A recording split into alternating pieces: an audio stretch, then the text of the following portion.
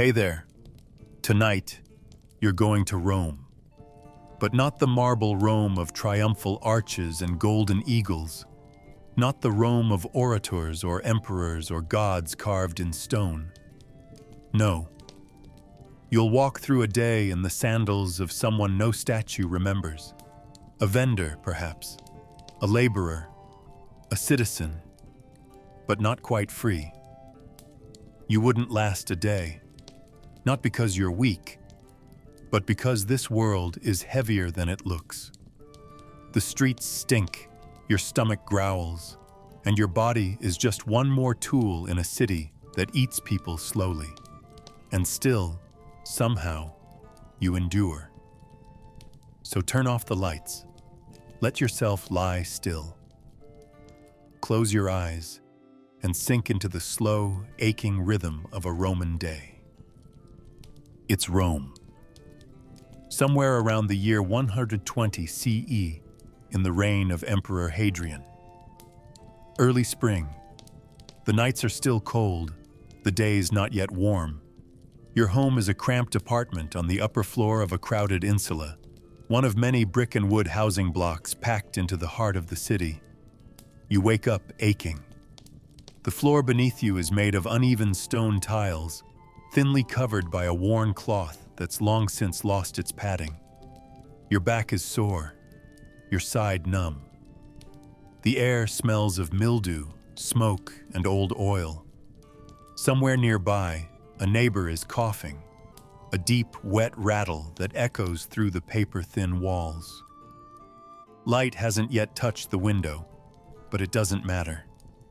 You weren't really asleep, not deeply, not fully. The sounds of morning are already leaking through. The first cartwheels grinding over stone, the creak of wooden doors, a rooster in the distance, muffled beneath the din of the city coming to life. You try to stretch, but there's barely space. The room is shared, though not equally. Others are still sleeping, curled tight, knees to chest. No one speaks. It's too early, or too late. The blanket you used, if you can call it that, is damp with your own breath and the humidity of the night. You fold it away without ceremony. One of your toes is bleeding again. A rat may have chewed it in the night, or maybe it's just a scratch from the splintered floorboards. You don't check. There's nothing to do for it. No bandage, no salve, just dirt and time. You glance around. A single oil lamp, nearly out, flickers in the far corner, casting long shadows that make the walls seem to sway. The ceiling above you creaks with movement. Someone on the floor above is already walking, their sandals tapping a slow rhythm of inevitability. The insula is old, too old. Some of them collapse, they say, especially in the rain. But today, it's dry. That's a small mercy. You shift your weight, stand slowly, and your knees remind you how little rest they've had. Your tunic is wrinkled and stained from the day before. You slept in it. You'll wear it again. Laundry takes water, and water takes coins. You smell yourself. Sour, but not unbearable. Not worse than the others. You tell yourself that's enough. There's a small pot in the corner, a chamber pot, shared and already close to full. The air around it is thick and still. You step past it, quietly. A child stirs nearby but doesn't wake. Someone else snores. You're not sure who. There's no privacy here. Not for thought. Not for sleep. Not for anything. You pause at the window. It's small, shuttered, and warped by time. You push it open. The smell of the city hits you like breath on a mirror. Warm exhale from stone, dung, and human bodies. Below, a dog snarls. A beggar cries out. Somewhere deeper in the maze of streets, the butchers have begun. You hear the clank of knives, the bark of commands, and still, it's beautiful in its own way.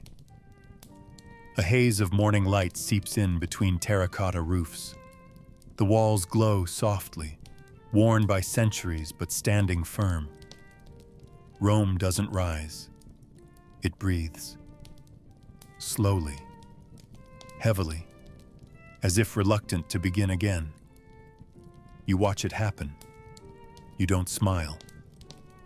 But you don't turn away, because this is your day, and it has already begun. You shuffle quietly to the corner, keeping your weight on the balls of your feet to avoid waking anyone still curled on the floor. The pot waits there, squat and wide-mouthed, its surface cracked from years of use, rim darkened by stains that never fully washed away. It doesn't belong to anyone in particular, but everyone knows to use it. There's no privacy, no screen, no curtain, not even the pretense of modesty. The smell is familiar. Urine thick with age, sour with mourning, tinged faintly by the rot of something that shouldn't be there. It turns your stomach, but not enough to stop you. This is just what mornings are. You squat, muscles stiff, knees complaining. The stone floor is cold beneath you, the damp air seeping through your tunic. You don't breathe too deeply. There's nowhere else to do this. You relieve yourself quickly, eyes fixed on the opposite wall, trying not to listen to the sound of liquid on pottery. Somewhere in your mind, you pretend you're not here, that this is someone else's body, that this moment belongs to a different person. When you're finished, there's nothing to wipe with.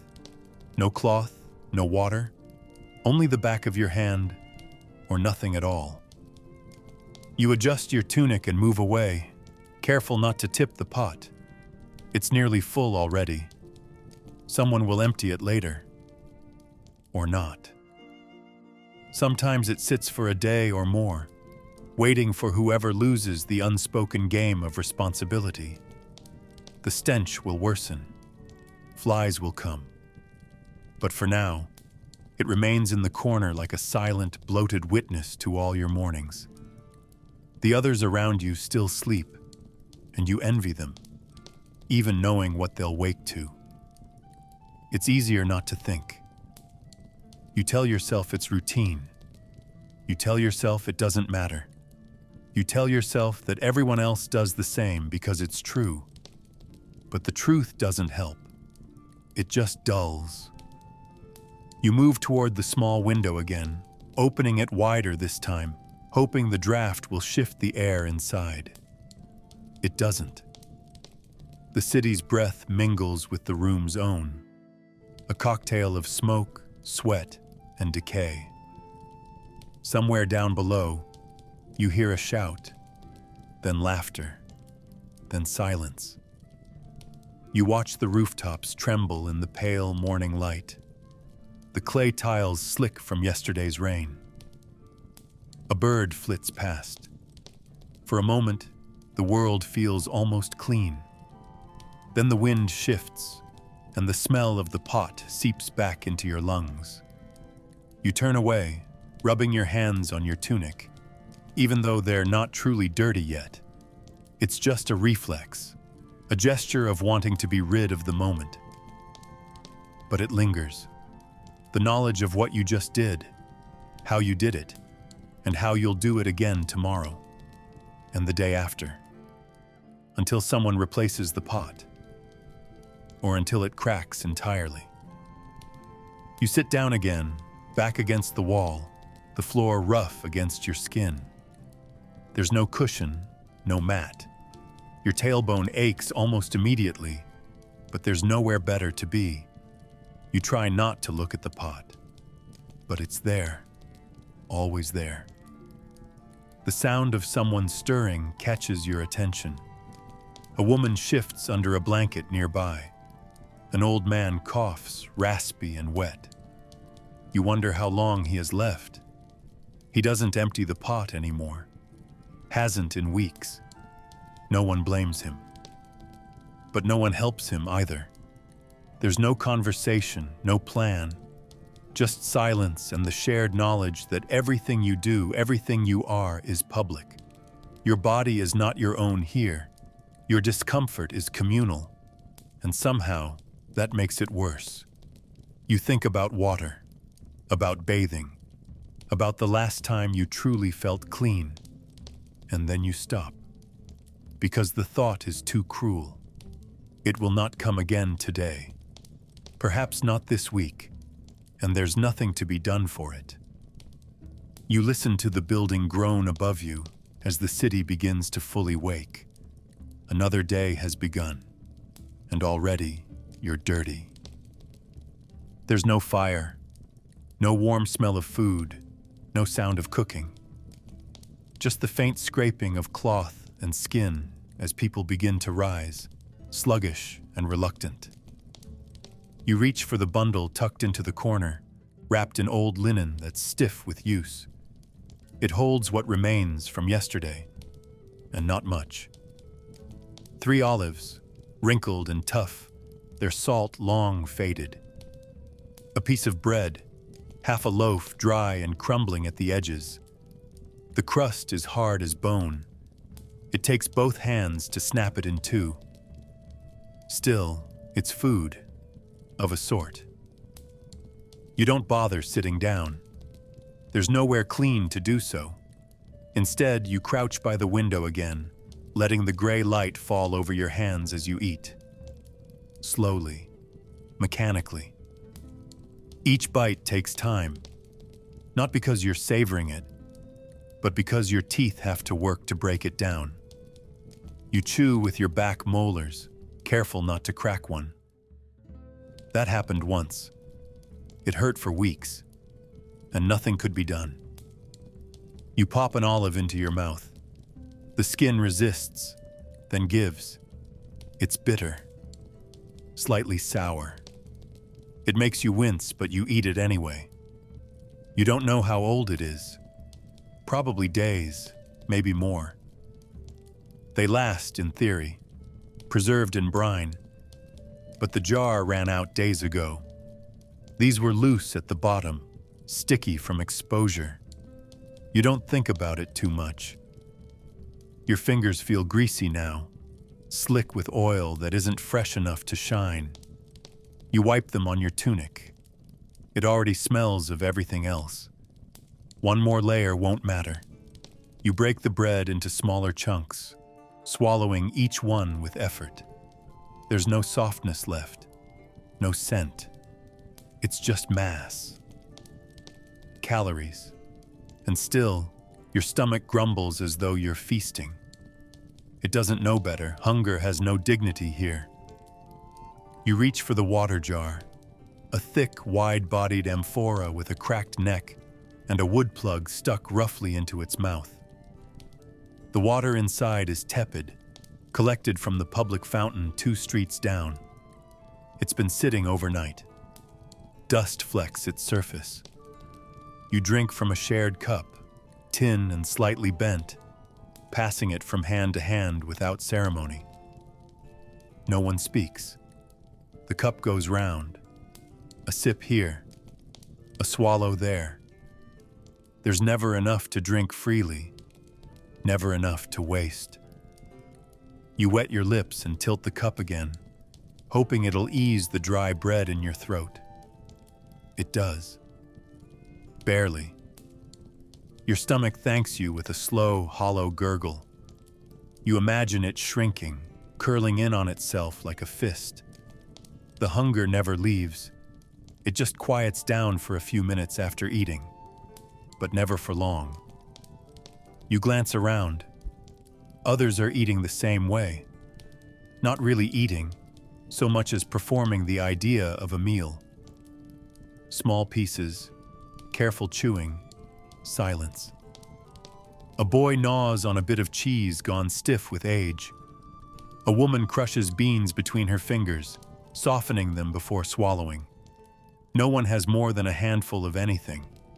A few dried figs, A scrap of pork fat from a vendor's stall yesterday. It's not enough. But it never is. Breakfast is not a ritual here. It's a habit of survival. A moment to trick the body into thinking the day won't be so hard. And still, the gnawing doesn't stop. Not really.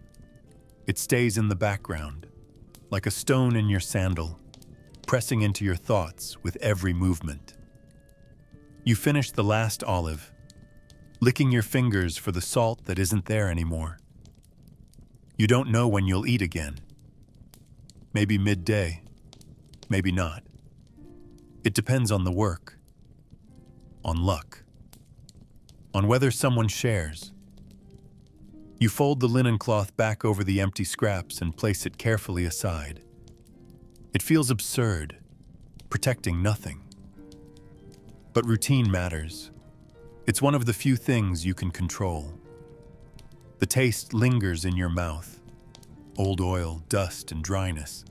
It's not pleasant, but it's real. And sometimes, that's enough. The city doesn't wake gently. It groans, clatters, yells itself awake. From your place near the window, you hear it begin, not in harmony, but in layers.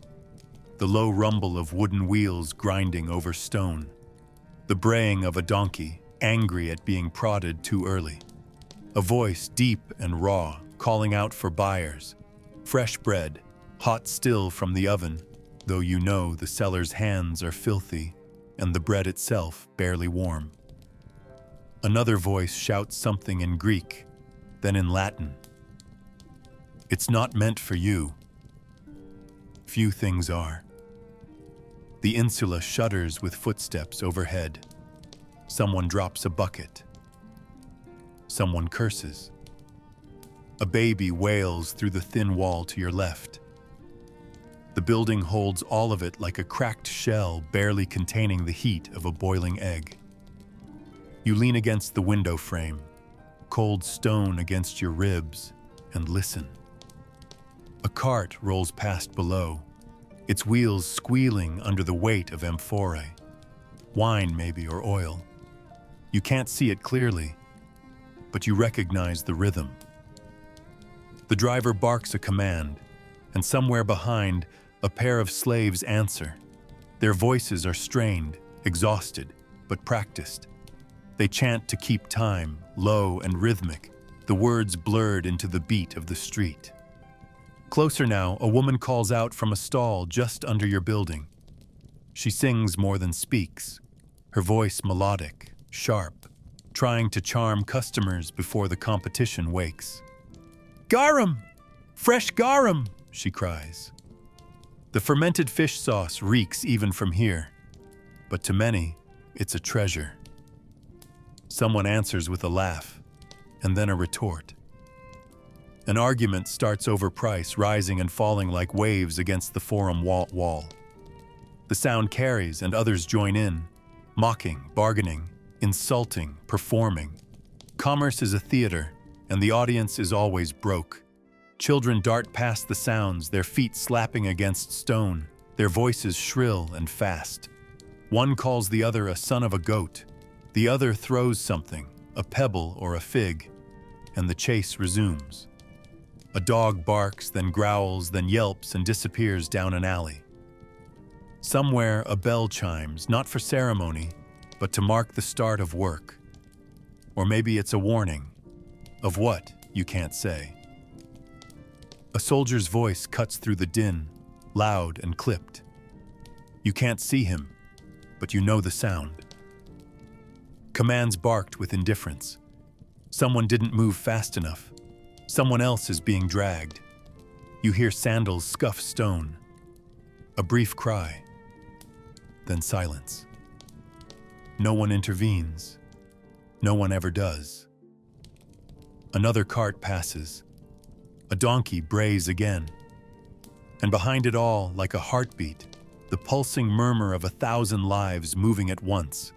Arguing, shoving, selling, serving, surviving. You pull away from the window, the noise now vibrating through your chest like a second pulse. There is no silence in Rome. Not here. Not in the belly of the city. Quiet is for the rich, for the ones behind marble walls and guarded doors, whose mornings begin with warm towels and sliced fruit, not chamber pots and stale bread. For you, sound is the architecture of life. Every scream, every clang, every insult a brick in the wall of your day. You can't remember when it last felt strange. Maybe when you were a child. Maybe never. You rub your eyes. Dust clings to your lashes. The walls hum faintly now with activity. The voices below climbing higher, sharper. Someone argues about fish. Someone else cries for their lost sandal.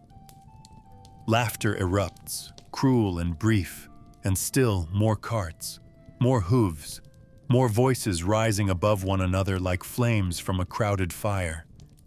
You listen to all of it, and you know, it's time to go outside. But not yet. Not just yet. Let the city scream itself fully awake before you step into its mouth.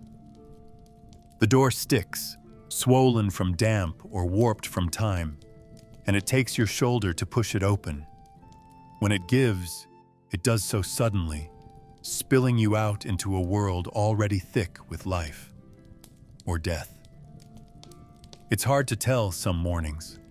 The smell hits first, not with a single note, but with layers. Smoke, yes, from countless cookfires and kilns, rolling low and clinging to your skin. But beneath that, deeper, older, there's the scent of rot. Vegetables turned to sludge in forgotten baskets, fish bones dumped into alleys, human waste, not just from the pots inside, but from those emptied too late, splashed across cobbles, soaking into sand, and animals, always animals, donkeys and dogs and chickens and rats all leaving their trail, their musk, their filth. You breathe through your mouth, but it doesn't help. The air has weight. It clings. It enters whether you want it or not. The street is narrow and uneven, paved in stone smoothed by centuries of footsteps, but cracked and misaligned. You step over a slick smear that might be blood or wine or both. A gutter runs along the side, more of a ditch than a system, meant to carry waste toward the Tiber, but mostly just holding it in place. The liquid inside is dark, almost black, and moves sluggishly. You don't look too closely. You've seen enough to know what floats there, and who. A rat lies belly up against the flow, fur patchy, eyes already gone. Its body rocks gently, as if still breathing. Around it, scraps of cloth, a chicken foot, something that might once have been fruit. You walk faster. The smell stays with you. It always does. It curls into the folds of your tunic, settles in your hair. Even when you're home again, even in sleep, it lingers behind your teeth. People press in from every direction. A woman balancing a basket of figs shouts at a man blocking her path. He spits near her feet and keeps moving. Children dart through the crowd, barefoot, shouting names and laughing with mouths stained from something purple. An old man pushes a cart filled with kindling, the wheels screeching and sputtering over stones. Behind him, a slave leads 2 goats on a rope, their hooves clacking sharply, their eyes dull. One of them stops to urinate against a wall, and no one cares. You step around it carefully. Everything here stinks, but wet goat is sharpest in the morning. Above, windows open and close, people tossing out water, scraps, chamber pots. A splash hits the road a few steps ahead. You don't flinch. You're used to it. The city is always falling apart, pouring itself downward, washing over everyone in pieces. You pass a butcher setting up his stall, a slab of wood, a few iron hooks, a knife strapped to his belt. The meat hasn't arrived yet. but already the flies have. They dance around his head in a slow orbit, like he's part of the carcass that's coming. He waves them off with a cloth that's never seen water. You don't stop. The smoke from his neighbor's fire stings your eyes. She's roasting something that smells like spoiled onions and old bones. It might be stew, it might be garbage. Her child sits barefoot on the stones, picking lice from his tunic and flicking them into the gutter. He sings softly to himself, a tune with no melody, just repetition. You watch for a moment, then look away. A dog growls nearby. You keep your distance. Packs sometimes form, lean, angry, desperate, like the people. The smell shifts again, and you realize you've stepped over something fresh. A pile. Human or animal, it doesn't matter. The heat from it still rises. You wipe your sandal against the edge of a wall, but it's no use. You'll carry the city with you all day, pressed into your skin, soaked into your clothes, and you are part of it now. A piece of the noise, a note in the stink, another body adding weight to the crowd. You don't pause, you don't gag, you keep moving, because this is the only way forward. You step forward, carefully, deliberately, your soles already sore from the uneven stone. If you're lucky, you have sandals, old ones, the leather cracked and thinned like parchment, the straps barely holding. If not, you walk barefoot. Many do. The difference isn't as great as you'd hope. Sandals offer little protection. The cobbles beneath you are sharp in places, worn smooth in others, but never even. Rain from 2 nights ago still pools in the shallow dips, mixing with ash, oil, and runoff from the gutters. The liquid is dark and slow, and you never know how deep until your foot is already in it. Sometimes it sucks at your skin like something alive. Sometimes it hides shards, pottery, bone, rusted nails. Each step is a risk, a negotiation with the city's floor. And you never win. You just hope not to lose badly. Your heel scrapes against something rough. A stone, maybe. Maybe not. You don't stop to check. There's no time and there's no use. The streets don't care. They weren't made for comfort. They were made to channel movement, of carts, of animals, of people like you. The grime is constant. Fat spilled from food stalls, blood from butchered goats, vomit from last night's drinkers, dust from collapsing plaster. All of it layered together, pressed thin by footsteps and the weight of the day. You can feel it through your feet, warm in some places, oddly cold in others. Your toes slip slightly as you walk, slick with something you'd rather not identify. A child runs past, laughing, kicking water as he goes. It splashes your shin, warm and acrid. You say nothing. The child doesn't look back. No one ever does. Everyone is walking. Everyone is stepping through the same filth. That's the city's promise. Shared misery, equally spread. Your right sandal catches on a jagged edge, and you stumble. Not far. Just enough to remind you that your balance is borrowed, not owned. You steady yourself against a wall, feeling the rough texture of baked brick and old soot beneath your palm. The wall is damp. Everything is. Moisture seeps from the stones, from the gutters, from the mouths of people too tired to speak clearly. You take a breath. It doesn't help.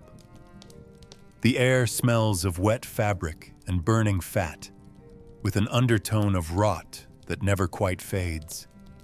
You look down. The edge of your sandal is fraying further. If it snaps, you'll walk the rest of the day with one foot bare. Again. Last time that happened, you cut your toe on a broken amphora. It swelled for days. You couldn't afford a healer. You still limp slightly on colder mornings. Today, it's warm. That's your only fortune. The sun rises higher, but it doesn't dry the stones. The alleys are too narrow, the shadows too deep. Patches of slime cling to the corners, feeding on things unseen. You avoid those spots when you can. When you remember, sometimes you forget. Sometimes your foot slips and your body lurches forward, and the people behind you curse as they're forced to adjust their moth. No one helps. No one offers a hand.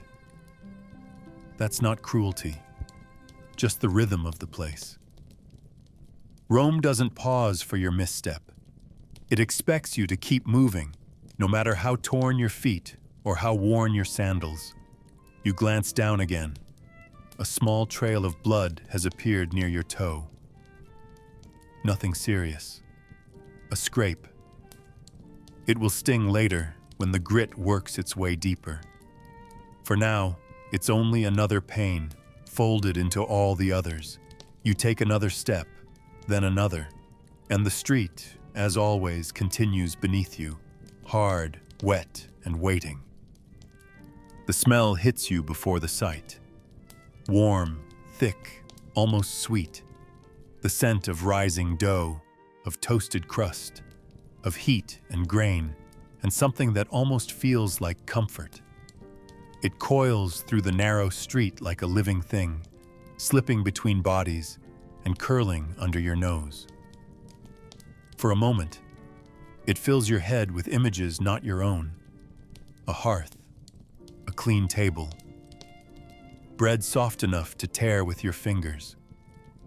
But then the sound catches up, the shouting, the rustle of sandals on stone, the clink of coins against counters, and the spell breaks. You round the corner and see the crowd already formed, thick and loud, pressed around the bakery's dark opening like bees to a cracked hive. Men wave their arms, women call over shoulders, children squeeze between legs, hoping for a scrap or crust. You slow your pace, not to join, but to pass. You know better. There's no point in stopping. You count the weight of your coin pouch with your fingers, though you already know. 2 small bronze asses, neither fresh. Enough perhaps for oil or a handful of beans. Not enough for bread this early. Not when the loaves are still steaming, still plump, still whole.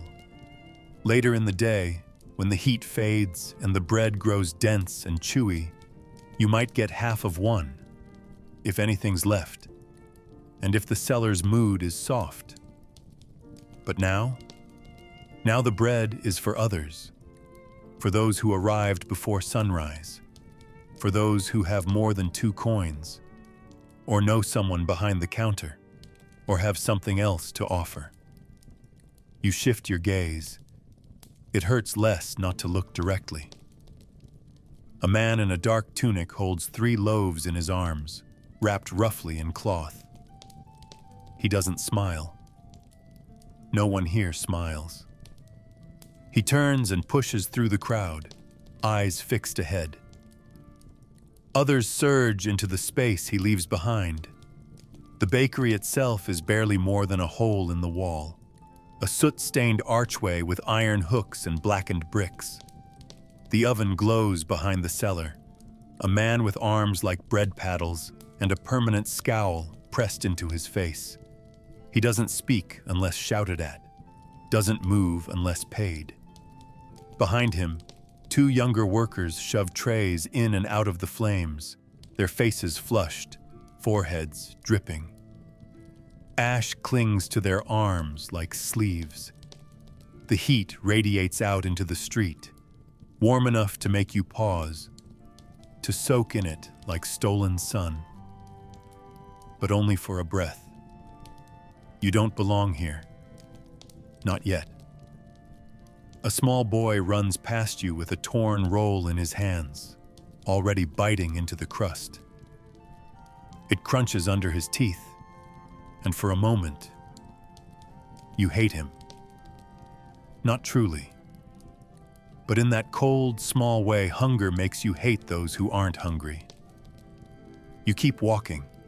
The scent follows you, clinging like dust. Your stomach protests, not loudly. It hasn't had the strength for that in some time, but with a low, steady ache that settles deep behind your ribs. The bread would help. Not fill you, not satisfy you, but soften the edges of the day. You try not to think about it. Hunger is worse when you name it. Instead, you focus on the sound of your feet, the scrape of worn leather on stone, the rhythm of the street, noisy and indifferent. Somewhere behind you, someone shouts about a stolen coin. Ahead, the crowd thins. A woman walks past, the flat of rolls balanced on her head, her posture perfect, her face unreadable. You smell her cargo before she disappears around the corner. It lingers, that smell. It always does. Like the idea of something better, just out of reach. You swallow against the dry lump in your throat. Later, maybe you'll come back. If the queue is gone, if the seller is tired, if your coins are still in your pouch. But for now, you walk on. And the bread, like so much else, is for someone else. The worksite doesn't announce itself with signs or fences, just noise.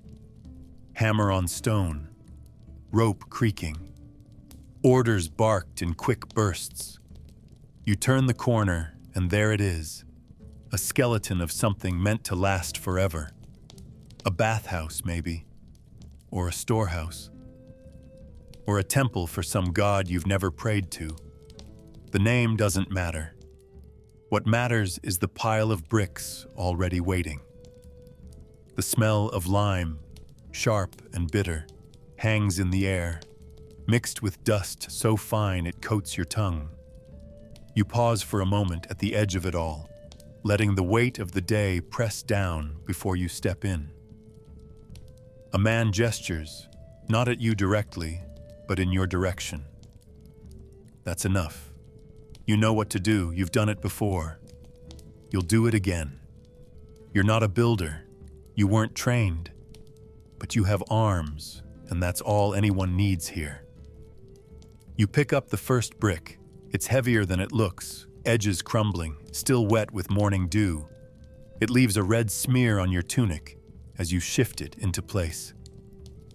Around you, other men work, some fast, some slow, some not at all unless shouted at. None of them talk. There's no conversation here, just the rhythm of labor.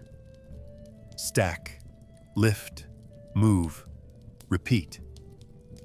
A boy carries water from a nearby well, his legs thin and shaking. One of the older workers spits on the ground and wipes his hands on a cloth black with grime. You see the overseer watching from under a shaded platform, his arms crossed, his stick resting against the beam. He hasn't used it today. Not yet. But he will. The lime stings your eyes as the wind shifts. You blink and keep moving. You're not paid to complain. You're not really paid at all. A handful of coins at week's end. Enough for oil, maybe lentils. Sometimes not even that. The wall rises slowly, brick by brick, layer by layer. You're not part of its design. You're part of its labor. A tool like the pulleys and ropes and baskets. Your hands blister where old wounds never healed. Your back aches in the same place it always does. You pace yourself, but it doesn't help. By mid-morning, your tunic is soaked through with sweat, and dust clings to your skin like a second garment. You pause to drink from a shared jug, the rim crusted with lime. The water is warm, but it wets your throat enough to keep going. There's no rest. Not really. Just moments when the load shifts or the bricks run out. A man curses as a pile topples. Another shrugs and walks away. You don't look up. The sun is already climbing, and the heat off the stones makes it worse. The air itself feels heavy, as if breathing it is another task you weren't prepared for. You move without thinking now. One brick, then another. Your thoughts shrink to the size of your hands. You don't wonder what the structure will be, or who will use it. You'll never step inside. You won't be invited. It's not for you. You are just the shape of labor. When your muscles protest, you ignore them. When your foot slips, you catch yourself. When your mouth dries again, you wait. The overseer shifts his weight and someone flinches. You keep your eyes down. You're too tired to care about pride. Too smart to show it if you did. You think, briefly, of the bread you passed earlier, of the boy with the fig roll. It's gone now. The food, the boy, the thought. Everything here is temporary except the stone. The wall grows, and you shrink with it. And still you move. Because stopping isn't an option. Not here, not today, not ever. The amphora digs into your shoulder as you lift it, full to the brim with warm, sloshing water that threatens to spill with every slight shift. It's heavier than you remembered, or maybe your arms have already begun to tire, though the day is still young.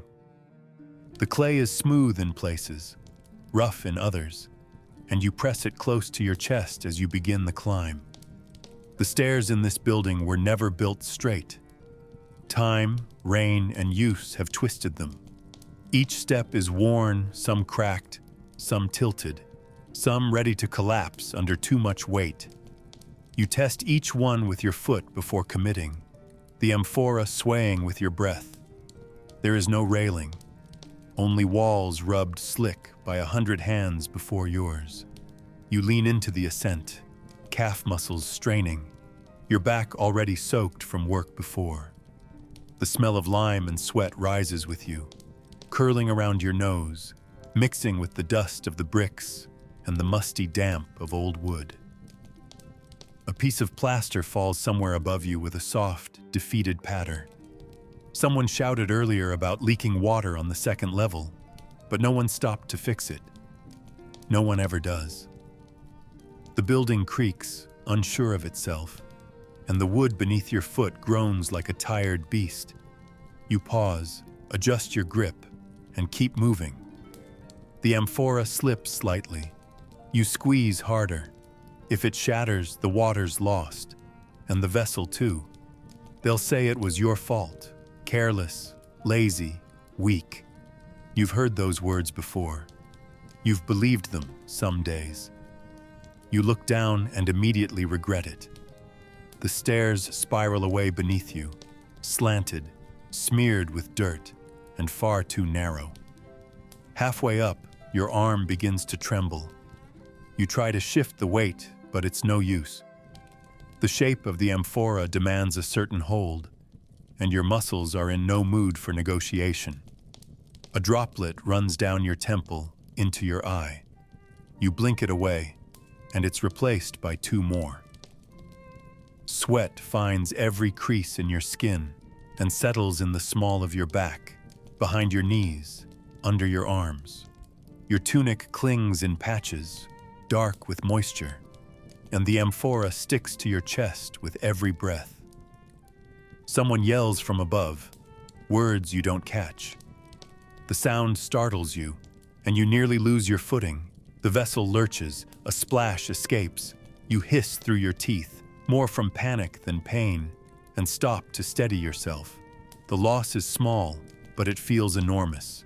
Every drop you spill means more work, more time, more stairs.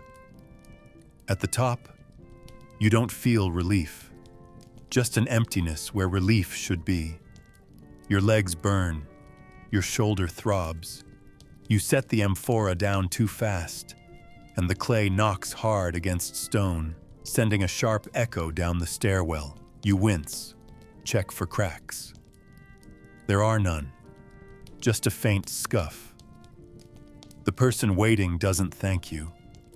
They don't even look up. They take the vessel and move it toward the basin. You're already turning back, legs heavy and uncertain. The stairs you just climbed now demand your descent. Slower, more careful, because your knees want to buckle and your hands have nothing to hold. Down below, another amphora waits, and the day presses forward like the weight you carried. No pause, no reward, just one more trip, then another, until the sun shifts or your back gives out, and still you move, because that's what you're for. The voice comes before the meaning, harsh, clipped, loud enough to slice through the dust and chatter. At first it's just noise, one more sound in a city made of noise. But then you hear your name, or maybe not your name, maybe just something close enough. A word barked like an insult, sharp at the edges, designed to cut. You stop mid-step, the amphora still pressing into your hip, and turn your head slightly. He's already walking toward you, not fast. He doesn't need to move fast. That's not his role. His power isn't in his stride, but in the fact that you have to stop while he moves. His tunic is cleaner than yours. His belt is thicker. His hands are empty. You've seen them curled around a staff before. He doesn't use it often, but often isn't never. He doesn't ask what happened. He doesn't ask if the stair cracked beneath you, or if your foot slipped, or if your shoulder gave out. He only says you were slow, too slow, that the others are working harder, that the water should have been up already. His voice is flat at first, then rises. He's not angry, not really. He's rehearsed this. It's a routine, a ritual of hierarchy. You've watched him shout at others, always early in the day, always loud, always when the sun is still climbing and the city hasn't yet drowned out his tone. He doesn't strike you, not this time. He only speaks, but it lands the same. You stare at the ground, nod slightly, not in agreement, just acknowledgement. You don't argue. That would make it worse. You don't explain. That would make it longer. You absorb it the way you've learned to absorb everything, with your spine straight, your hands quiet, your eyes down. Behind you, someone chuckles, not loudly, just enough to join the ritual, to be part of the game. You don't look back. You know the rules. Eye contact turns you into a target. Silence lets the moment pass, and that's all you want, for it to pass. The overseer steps closer, his shadow slipping over your feet. He tells you to move faster, that if the bricks don't rise today, it's your fault. That laziness is a disease, that Rome wasn't built by men like you. You don't laugh. You've heard the phrase before. Maybe it's true. Maybe it's meant to be funny. But all you feel is heat on your face, on your back, in the tips of your fingers, where the amphora left a numbness you're still trying to shake. The shouting ends not with resolution, but with boredom. He turns away mid-sentence, already focused on the next slow one, the next cracked pot, the next excuse to remind everyone who holds the right to speak. You exhale, quiet and long, the kind of breath that carries more than air. You pick up the next amphora and return to the stairs. Your pace doesn't change. Not really. Maybe a little faster for the next few minutes. But your body still aches, and your balance is still fragile, and the building is still a crumbling shell that could collapse any day. The shouting lingers behind your ears like smoke. It never really leaves. Not until someone else is yelled at. Then it moves on, settles into them, frees you for a while. You never think of answering back. Not seriously. Not even in your mind. That's a luxury for people with more than 2 coins and half a day's food. You don't want justice. You don't even want apology. You want the day to end. You want to climb the stairs one last time.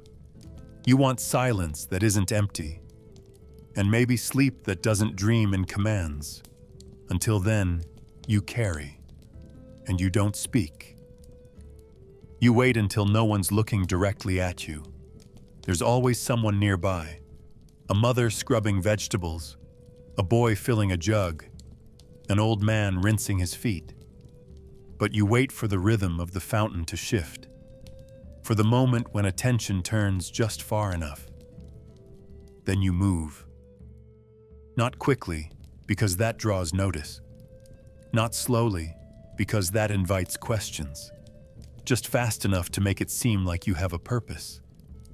You kneel beside the stone basin, where the water spills from a carved lion's mouth in a constant, quiet stream. It's not cold, not exactly, but cooler than the air, cleaner than what you drank this morning. You cup your hands, ignoring how filthy they are, and bring them to your lips. The water touches your tongue, metallic, a little sour, maybe from the pipe or the sun, maybe from something worse, but it's wet. And that's enough. You drink quickly, as if someone might stop you, even though this water is for everyone. In theory, you know better than to trust it.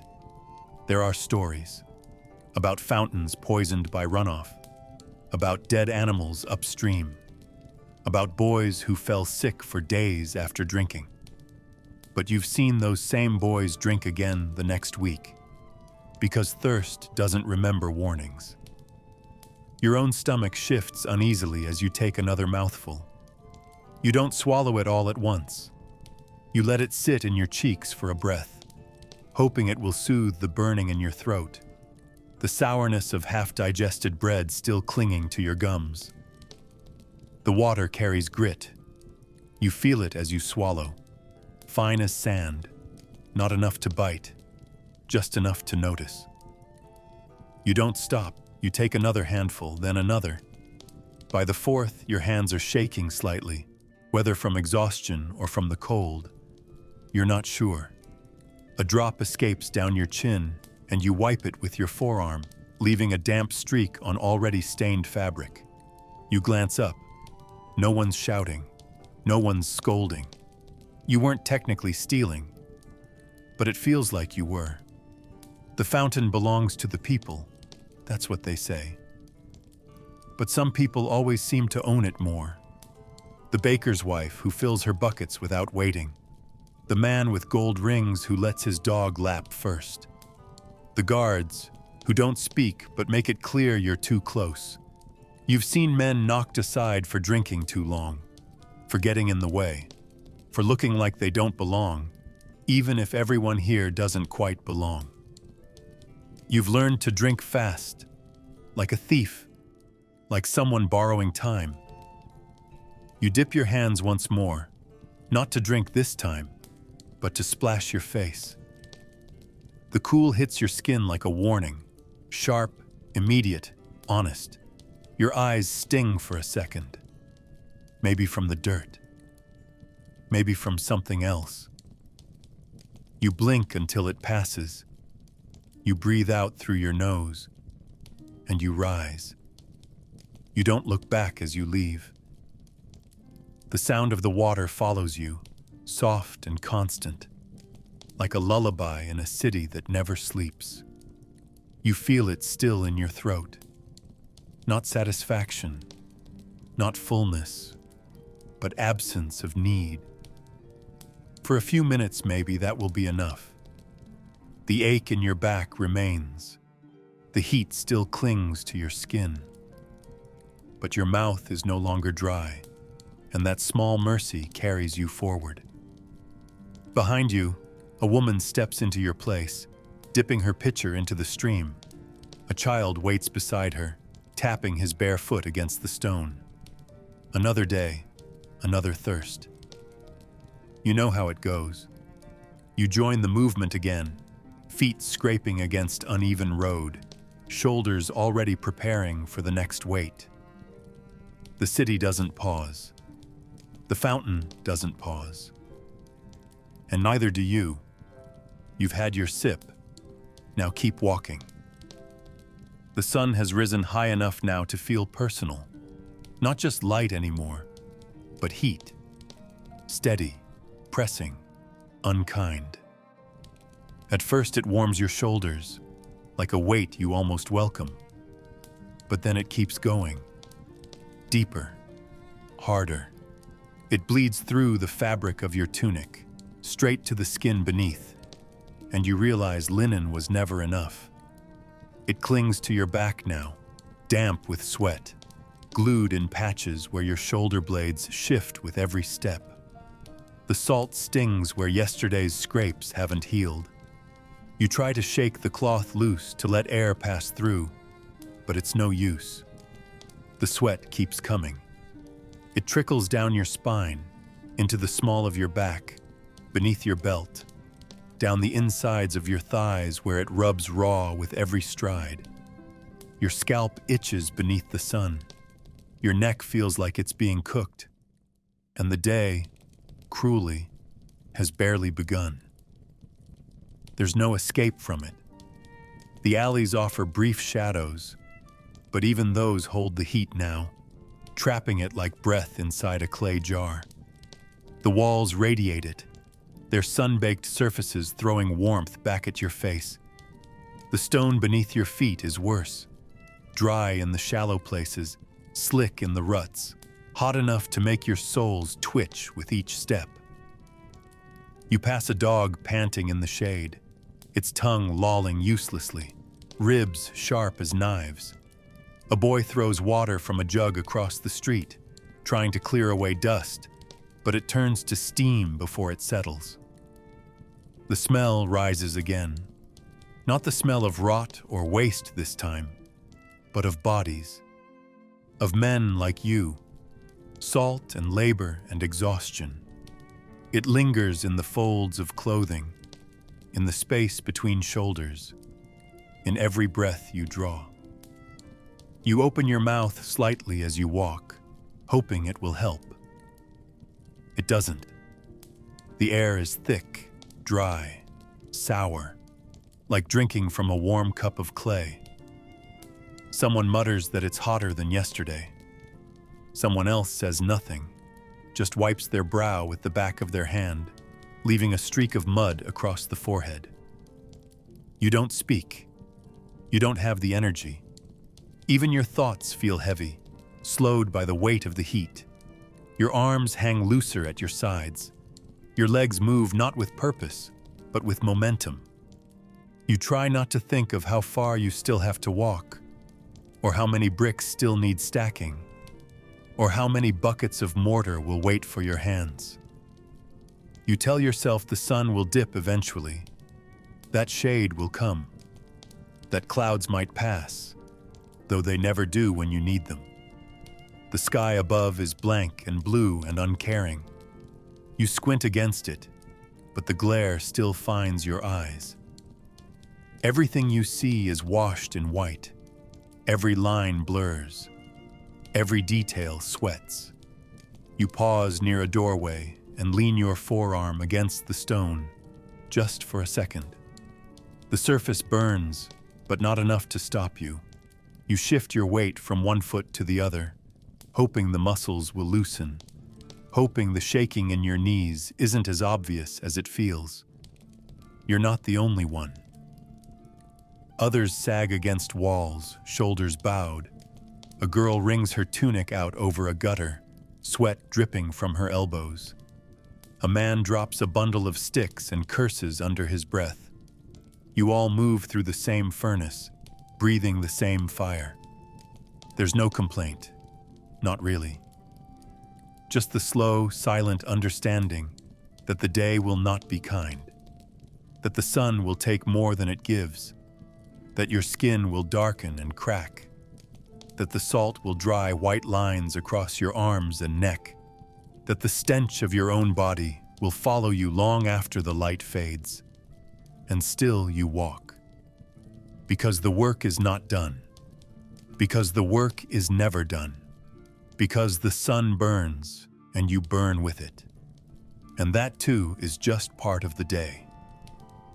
It begins with a sound that doesn't belong. Not the rhythm of tools, not the crack of wood or the groan of stone, not shouting, not even speech, just a sharp, startled cry, too high, too fast, too human, followed by silence. And then a thud, dull, solid, final. Everything around you freezes for the length of one held breath. A hammer pauses mid-swing. A rope stops moving.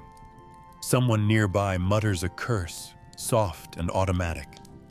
You turn your head, slowly, unwillingly.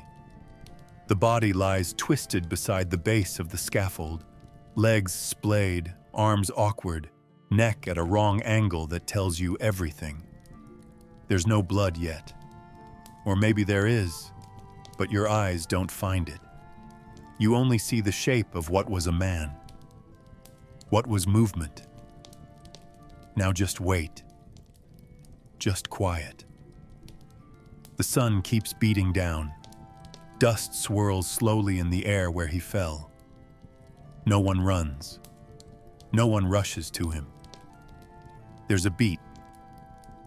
2, 3, and then the shouting begins again. But not for the man on the ground. The overseer's voice cuts across the stillness. Not with grief, not even with anger, just irritation. He yells at the others on the scaffold to keep working. He yells at the carrier who's dropped a load of bricks. He yells at you, not for anything you've done, just because you're standing still. He doesn't say the name of the man who fell, doesn't ask for it. Maybe he never knew it. Maybe it doesn't matter. Someone further back says something about the board being loose. Someone else says nothing. You hear movement again. Tools lifting, footsteps resuming, the creak of ropes taking weight. You don't look at the body again. You force your hands to move. You pick up a brick. The dust is still in the air. You swallow it like you swallow everything else. The smell shifts slightly. Not much.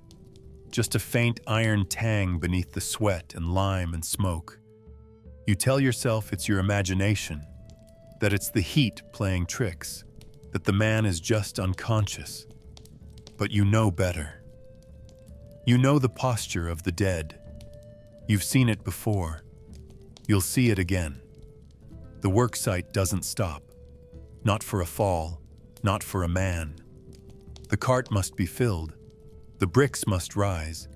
The lime must be mixed. The schedule does not bend for tragedy.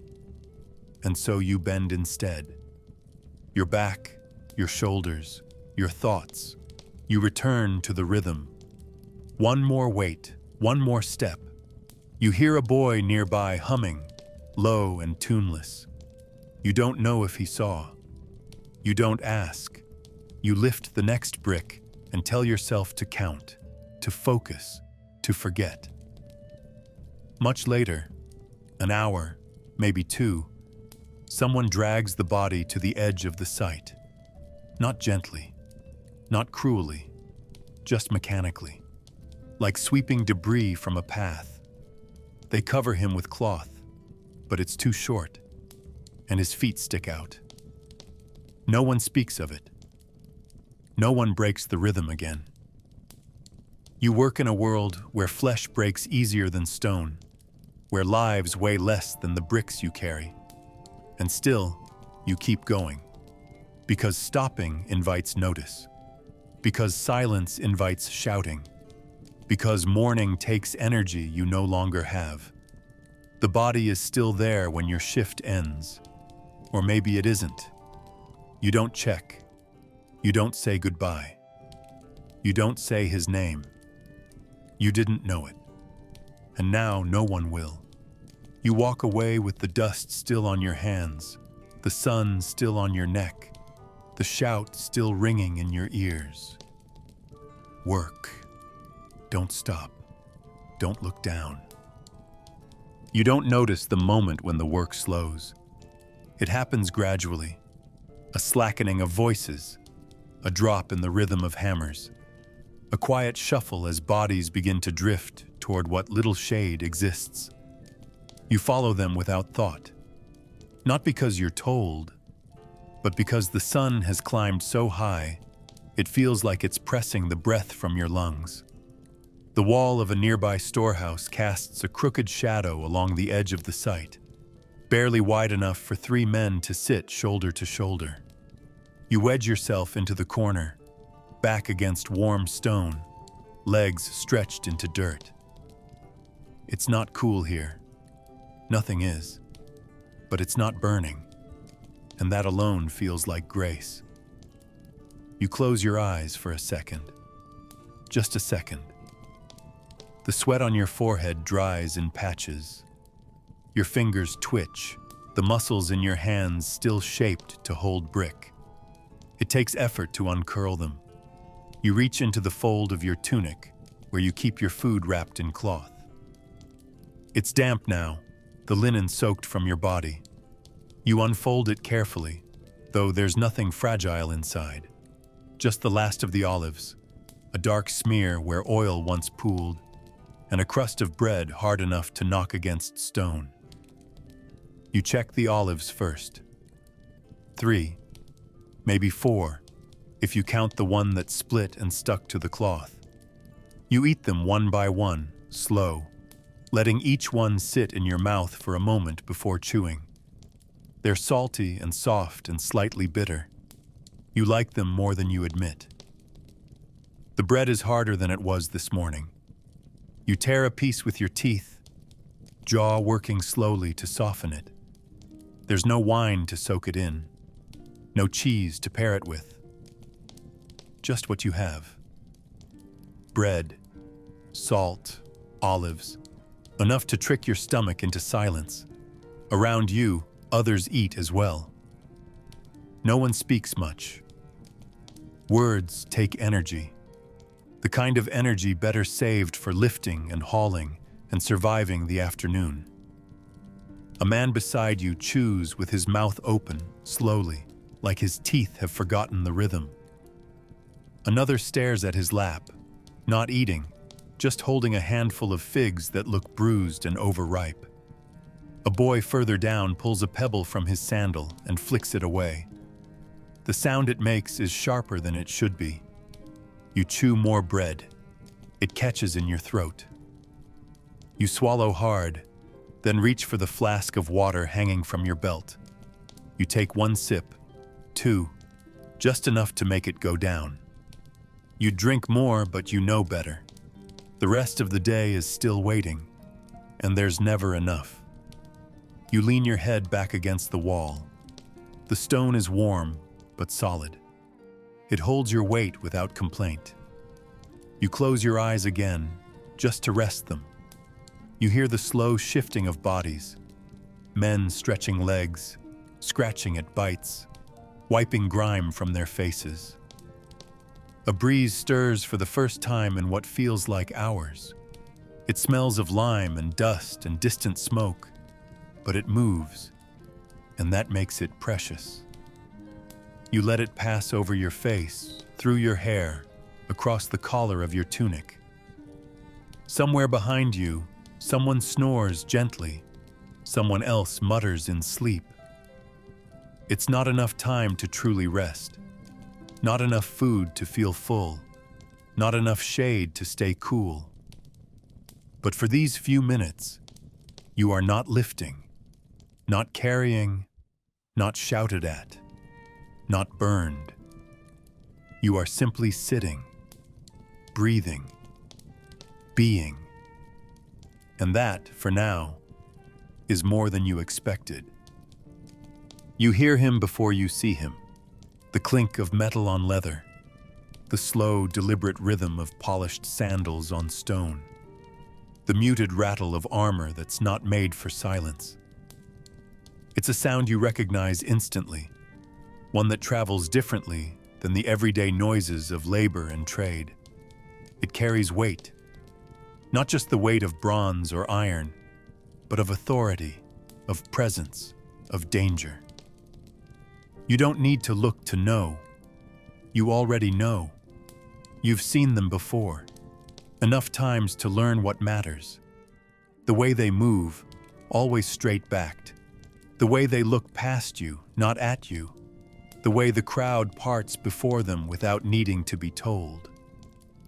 You lower your eyes as he draws near, not dramatically, not with fear exactly, but as a habit, a practiced survival.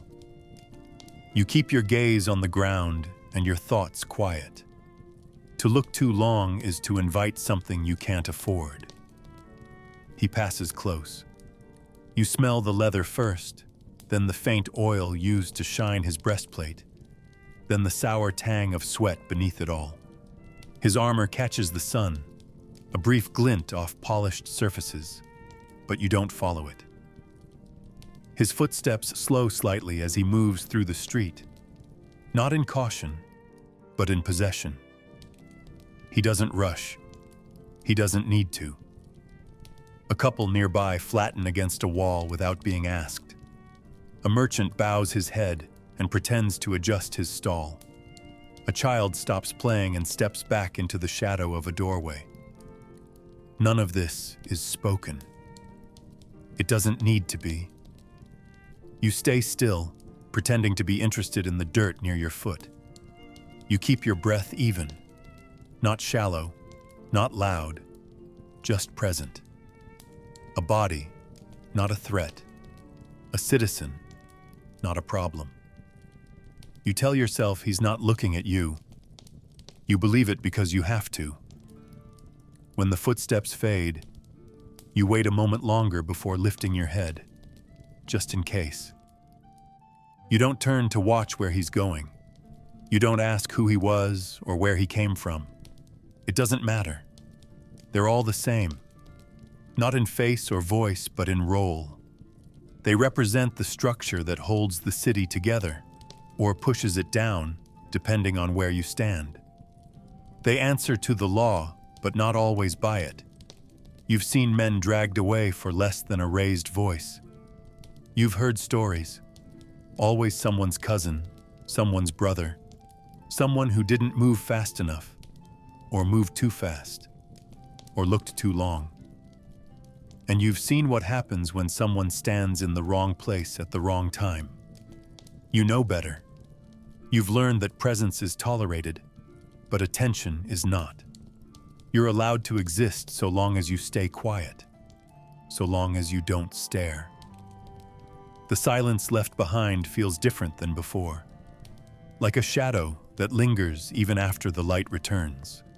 The people around you begin to move again, slowly at first, then with more confidence, as though a spell has broken. Someone coughs. A woman calls out for help lifting a basket. The rhythm of the street reasserts itself, layer by layer, louder, messier, human again. You blend back in without thinking, one among many, one more body in the city's bloodstream. The soldier is gone, but not really. He never is.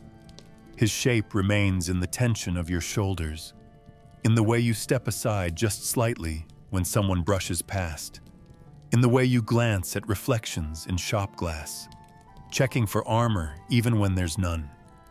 You remind yourself that you did the right thing, that you didn't draw notice. that your eyes stayed down. You keep walking, and the day goes on, but the lesson once learned never leaves. The shade was never enough, not for rest, not for recovery. It only dulled the heat, took the edge off the exhaustion long enough to remind you how deep it runs. When the break ends, no one announces it. There's no bell, no whistle, just the sound of movement picking up again, the scrape of sandals on stone, the grunt of effort returning to the air. You push yourself up from the wall slowly, every joint reluctant, every limb heavier than it was before. Your back protests first, then your knees, then your neck, a quiet litany of pain that speaks louder with each day. The bit of bread in your stomach doesn't help. It settles like a stone, dry and unmoving, sitting beneath your ribs like a weight that pulls you down with every breath. You blink against the sun, already high and cruel again, and step back into the dust. The work hasn't changed.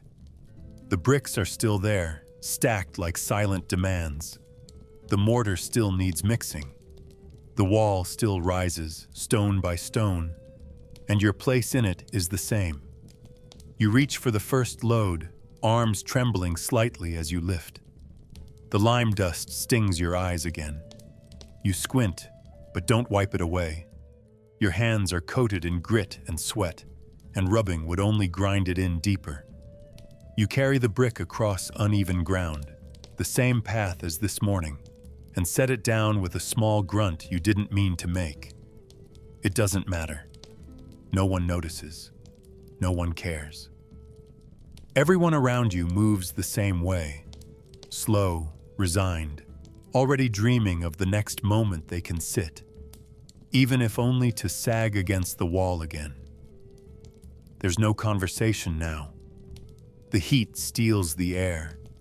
Even complaints take too much effort. You fall into the rhythm again. Lift, step, lower. Lift, step, lower. Your arms move without instruction. Your back bends on command. Thought disappears. There's only the next task, the next motion, the next weight. You forget names. You forget hours. Time bleeds into dust, into heat, into the sound of sandals dragging and bricks scraping and mortar squelching. You don't stop. Stopping would make the pain louder, would let your body remember how tired it is. You breathe through your mouth now, shallow and fast, trying to draw in enough air to keep the dizziness at bay. It doesn't always work. Sometimes the world sways slightly. Sometimes you see spots, but you don't mention it. That would invite attention, and attention never helps. So you keep your head down and your hand moving. By the time the sun has shifted again, the wall is taller. Your shirt is soaked through, stiff with salt. Your fingers feel swollen, dull at the tips. Your legs move as if through water, slow and numb. And still, you lift. Still, you carry. You don't think about the man who fell. You don't think about the soldier. You don't think about the bread or the heat or the hours left. You can't. There's no room. Your thoughts are crowded out by the raw, persistent ache in your shoulders, the sting in your palms, the grime in your eyes. You reach for another brick. It's rough and warm. It leaves dust on your chest as you hold it. You step forward again, and the day continues, one weight at a time. This is not strength. It's not endurance. It's something else entirely. Something quieter. Something duller. Something that keeps you moving, long after anything inside you wanted to. The drums start low, a distant, steady rhythm that rolls over rooftops and echoes between walls, too deliberate to be background noise.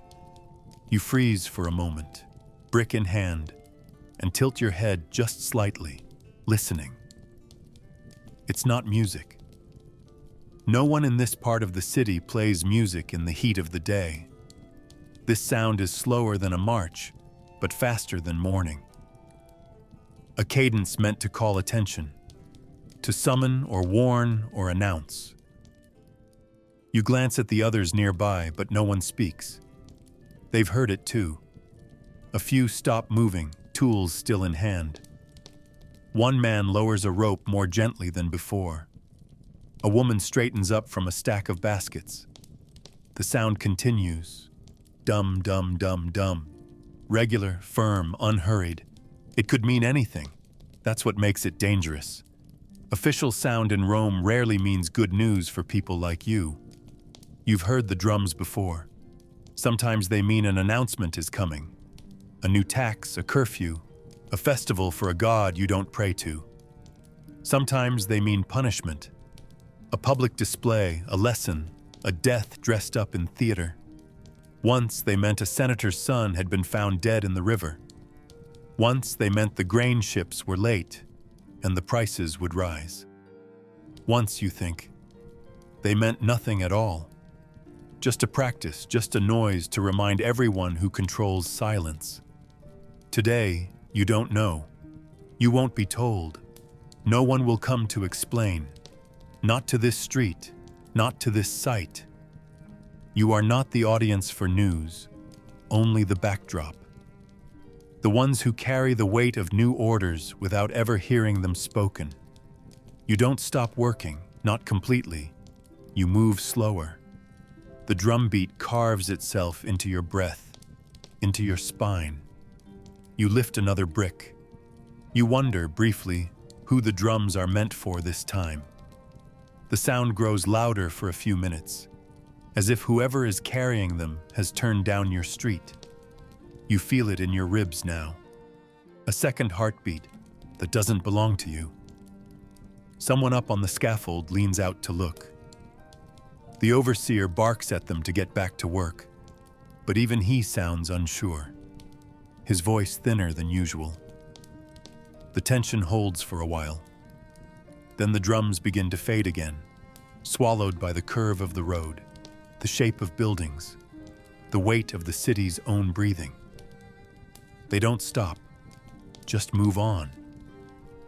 As if Rome itself had turned its head, looked at you for a moment, then lost interest. You don't feel relief, just a quiet reminder that you are not part of whatever was just decided. You never are. Whether it was a judgment, an edict, a celebration, or a warning, it passed above you like a shadow cast by something too tall to see.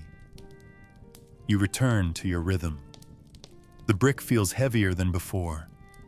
The dust in the air stings sharper. The sun hasn't shifted, but it feels hotter somehow, as if the drums stirred the heat. Around you, the others work in silence again, but it's not the same silence as before. It's tighter now. Everyone's thoughts are busy, trying to guess what just happened and how long it will take to reach them. Maybe it was nothing. Maybe it was everything. Maybe it was one of those days where lives change far away and yours just keeps going. Not better, not worse, just more. The drums have gone, but their echo stays in your chest. It tells you something is coming, or maybe already came, and you missed it.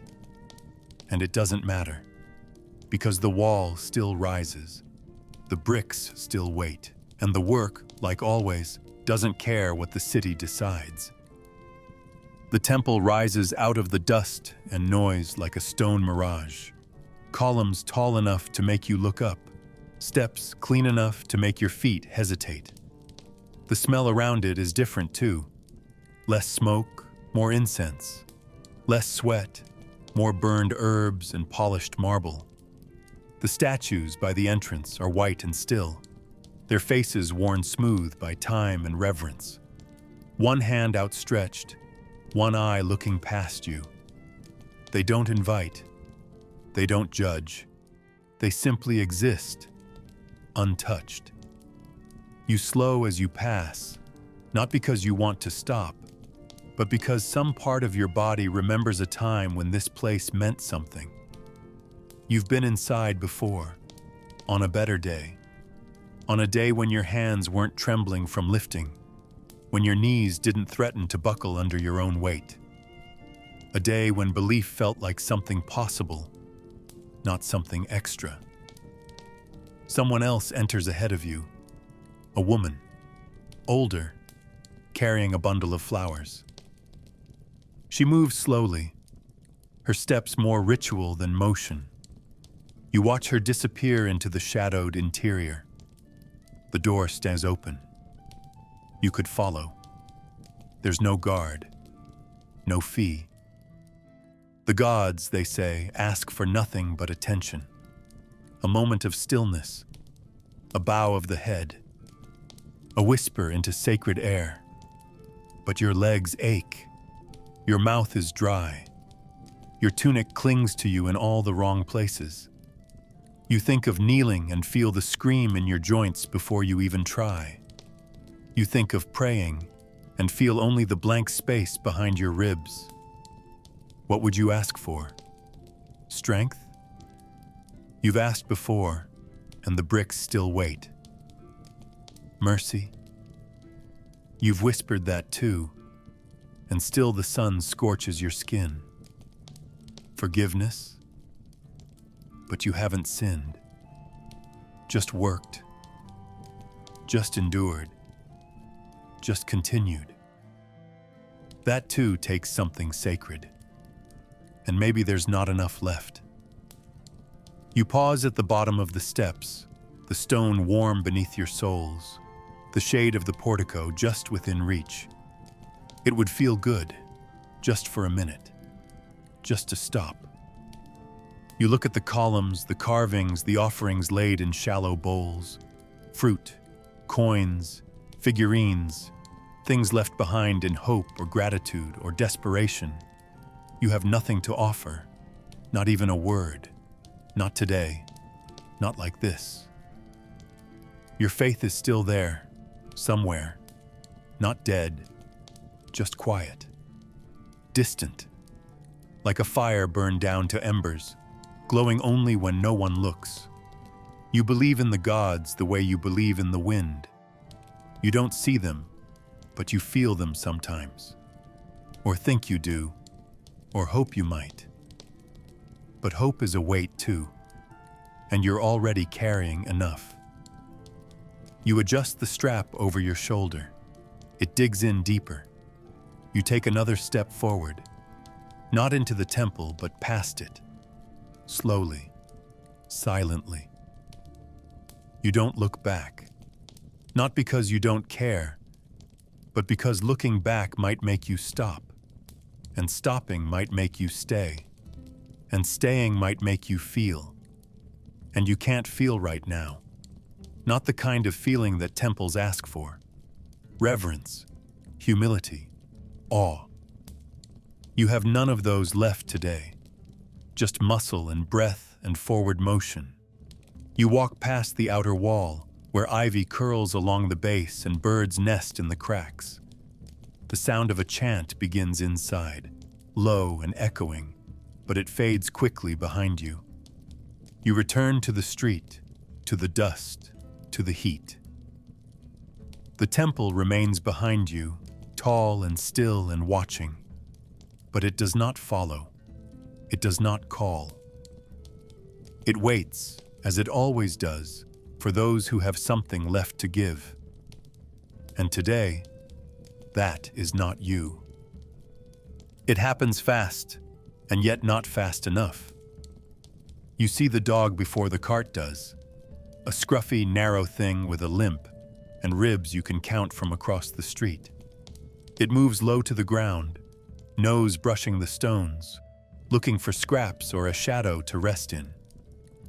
The cart comes from the left, large, overloaded, pulled by a pair of donkeys with blinders on, and no sense of what lies beneath their hooves. The driver doesn't shout, doesn't pull the reins. Maybe he doesn't see. Maybe he does and simply doesn't care. The dog turns its head, ears twitching, but doesn't move quickly enough. One of the wheels, iron-rimmed, heavy with grain sacks, catches the back leg first, then rolls across the spine with a soft, muffled crunch that cuts through the usual street noise like a blade. You stop walking, just for a breath, and then everything keeps going. No one screams. No one rushes to help. The driver doesn't even glance down. He clicks his tongue, and the donkeys move forward. Hooves clacking, cart creaking. The wheel leaves behind a smear that's more dirt than blood, and something curled and trembling, not quite dead yet, but close. The dog lets out one long, low whine, a sound like wind caught in a crack, and then silence. A child steps around the body, carefully, like stepping over a puddle. A woman glances once, then pulls her shawl tighter and moves on. A man walking behind you spits toward the gutter and mutters something you don't catch. The world doesn't pause. The market noise resumes, if it even stopped. The scent of olives and fish oil rides the breeze again. A seller shouts about fresh bread. The moment folds itself into the larger noise of the city, and the city swallows it without effort. You stay still longer than you should, just a few more seconds, watching the broken shape twitch, then go still. One of the legs is bent the wrong way. You wonder if the dog had a name, if anyone fed it, if it once belonged to someone, or if it was born on these streets and meant to die here all along. You wonder why that matters. You're not surprised. You've seen worse. You've seen people beaten in the alleys and left where they fell. You've seen children sleep under carts in winter, curled up like the dog was before the wheel. But this, somehow, is sharper. Maybe because it was quick. Maybe because no one looked. Maybe because you didn't either, not really. You didn't run.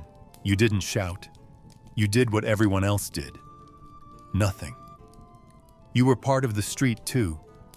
Just another figure moving past something that no longer moves. Eventually, your legs remember their purpose, and you start walking again. You don't step around the dog. There's no need. Someone's already dragged it to the edge like trash. Maybe a shopkeeper, maybe another passerby. It lies by the gutter now, half in shade, flies already finding it. The smell hasn't changed yet. That will come later. For now, it's just one more thing the street carries. One more shape among many. You feel something in your chest, but it's not grief. Not really, it's thinner than that. More like dust. A small, dry ache that settles behind the ribs and stays there without asking. You don't shake it off. You just carry it. The same way you carry everything. The same way the cart kept moving. Because life here doesn't allow for pauses. And death, especially the small kind, is just one more thing to step around on your way somewhere else. You make it back just before the sun dips behind the rooftops, when the shadows stretch long across the stone and the corners of the streets begin to thicken with something heavier than darkness. The way home is always longer at the end of the day. Your legs drag, your feet sting. Each step feels like walking through syrup. But you don't stop. You don't pause to look at shop stalls, or listen to the gossip near the fountain, or linger near the sound of music spilling from a tavern. Not now. Not this close tonight. The city changes when the light fades. It tightens. it lowers its voice. And whatever safety daylight pretended to offer disappears with the last breath of gold on the bricks. You reach the insula's narrow alley just as a torch is lit 2 streets away. Not for you, not for guidance, but for someone richer, someone with a guard. You don't have a torch. You don't want to be out long enough to need one. The stairwell smells worse in the evening. Heat has baked everything inside. The waste, the mildew, the spilled wine, the breath of a dozen bodies packed into tight walls. And now it all exhales as you push open the door. You climb slowly, one hand against the wall, not to steady yourself, but to feel where the stones crack, where the boards dip, where the steps betray you. The lamps in the hall haven't been filled today, and no one bothers to light them anymore. Oil costs coin, and coin is spent on food first, on water second, on everything else never. You pass a neighbor on the landing, a boy, maybe 10, maybe older, carrying a bundle of wood scraps in his arms. He nods without speaking. You nod back. Your eyes don't meet. That's not rudeness. That's safety. Eye contact invites stories. Stories invite risk. Best to keep your head low and your hands to yourself. Your room is as you left it, which is to say, not truly yours, and not truly a room. Just a space, a portion, a corner. You step inside and pull the door closed behind you. There's no lock, just a latch. It holds, usually. You sit down, not so much with intention as collapse. The stone beneath you is warm from the sun that passed through the wall earlier. Now it cools. The draft through the window carries dust, not wind. You hear a shout from another floor. A man's voice, angry, then a thud, then quiet. You don't move. You don't wonder. It's not your floor, not your problem. Someone nearby is coughing again. The same cough from this morning, deeper now. A wet, tearing sound, the rhythm of the building itself. You press your back to the wall and breathe shallowly. You've made it back. That's all that matters now.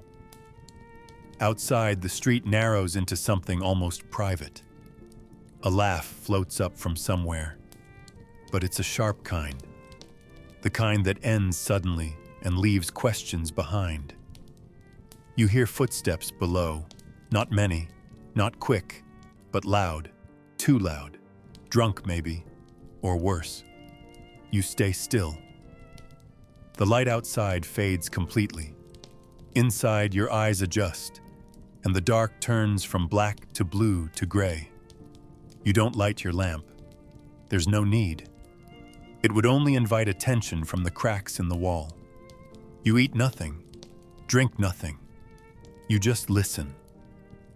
Wait, hold yourself inside the quiet, because night is different here. It pulls things out of men. Loneliness, anger, desire, the need to hurt something softer than them, a hand at your shoulder, a whisper near your door. You've heard all of it before. You've made it back, and that is enough. You curl your legs beneath you, and you do not move, not again, not until morning. The water is in a bowl, shallow, metallic, cold, even in the thick heat of the room. You didn't fill it. Someone else must have, earlier, maybe even by accident. It doesn't matter. It's there now, and you reach for it with fingers that shake slightly from the long hours behind you. Your knees creak as you lower yourself. Every joint complains. Every tendon pulls tight. The stone beneath you is hard and damp, and your reflection, faint and trembling in the water, doesn't look back. Just a blur. A dark smear where your eyes should be. You cup your hands, not carefully, not gently, but with the urgency of someone who's nearly forgotten what clean skin feels like. The metal of the bowl scrapes slightly under your palm. The cold bites your knuckles, and you pull the water to your face before you can hesitate. It hits like a slap. A silent one, but just as sharp. You inhale through your teeth, shoulders jerking reflexively as the chill finds its way down your neck, beneath your collar, into the place between skin and breath. It's not just cold, it's honest. It doesn't pretend to comfort. It doesn't soothe. It shocks. And somehow, that's what you need. You press both palms to your face now, harder than necessary, as if trying to press something out, or maybe hold something in. The water runs down your cheeks, into the corners of your mouth, over the stubble on your chin, dripping from your jaw in uneven rivulets. Your tunic darkens where it catches the drops, but you don't notice. You wipe at your eyes, not because you're crying, but because they sting. From dust, from smoke, from the weight of looking at too much for too long. You exhale, long and low, and again. Your fingers are numb now. The water clings to your wrists. You dip your hands again, slower this time, less desperate, more deliberate. The bowl ripples. The reflection trembles again. Your face half visible, half lost. You see lines there, more than you remember. Shadows beneath the cheekbones, cracks in the corners of your lips. You rub at your temples, the coolness sinking deeper, reaching something beneath the surface heat. It doesn't fix you, but it wakes you, anchors you. The noise from the street outside feels far away now, muffled. The coughs, the footsteps, the raised voice near the stairwell. You focus instead on the sound of water, thin, small, real. You rest your elbows on your knees, hands dangling loose, droplets falling from your fingertips like tiny clocks counting down towards stillness. Eventually, you sit back, knees aching, spine bent forward like an old door frame. The bowl is half empty now, but you don't refill it. You don't need to. Your face is wet. Your hands are trembling less. The cold remains in patches, along your jaw, in your ears, under your collarbone. It reminds you that you are still here, still a body, still a thing that can feel, and that matters in its own quiet way. You breathe through your nose now, slower. The air smells of stone, iron, and something faintly herbal.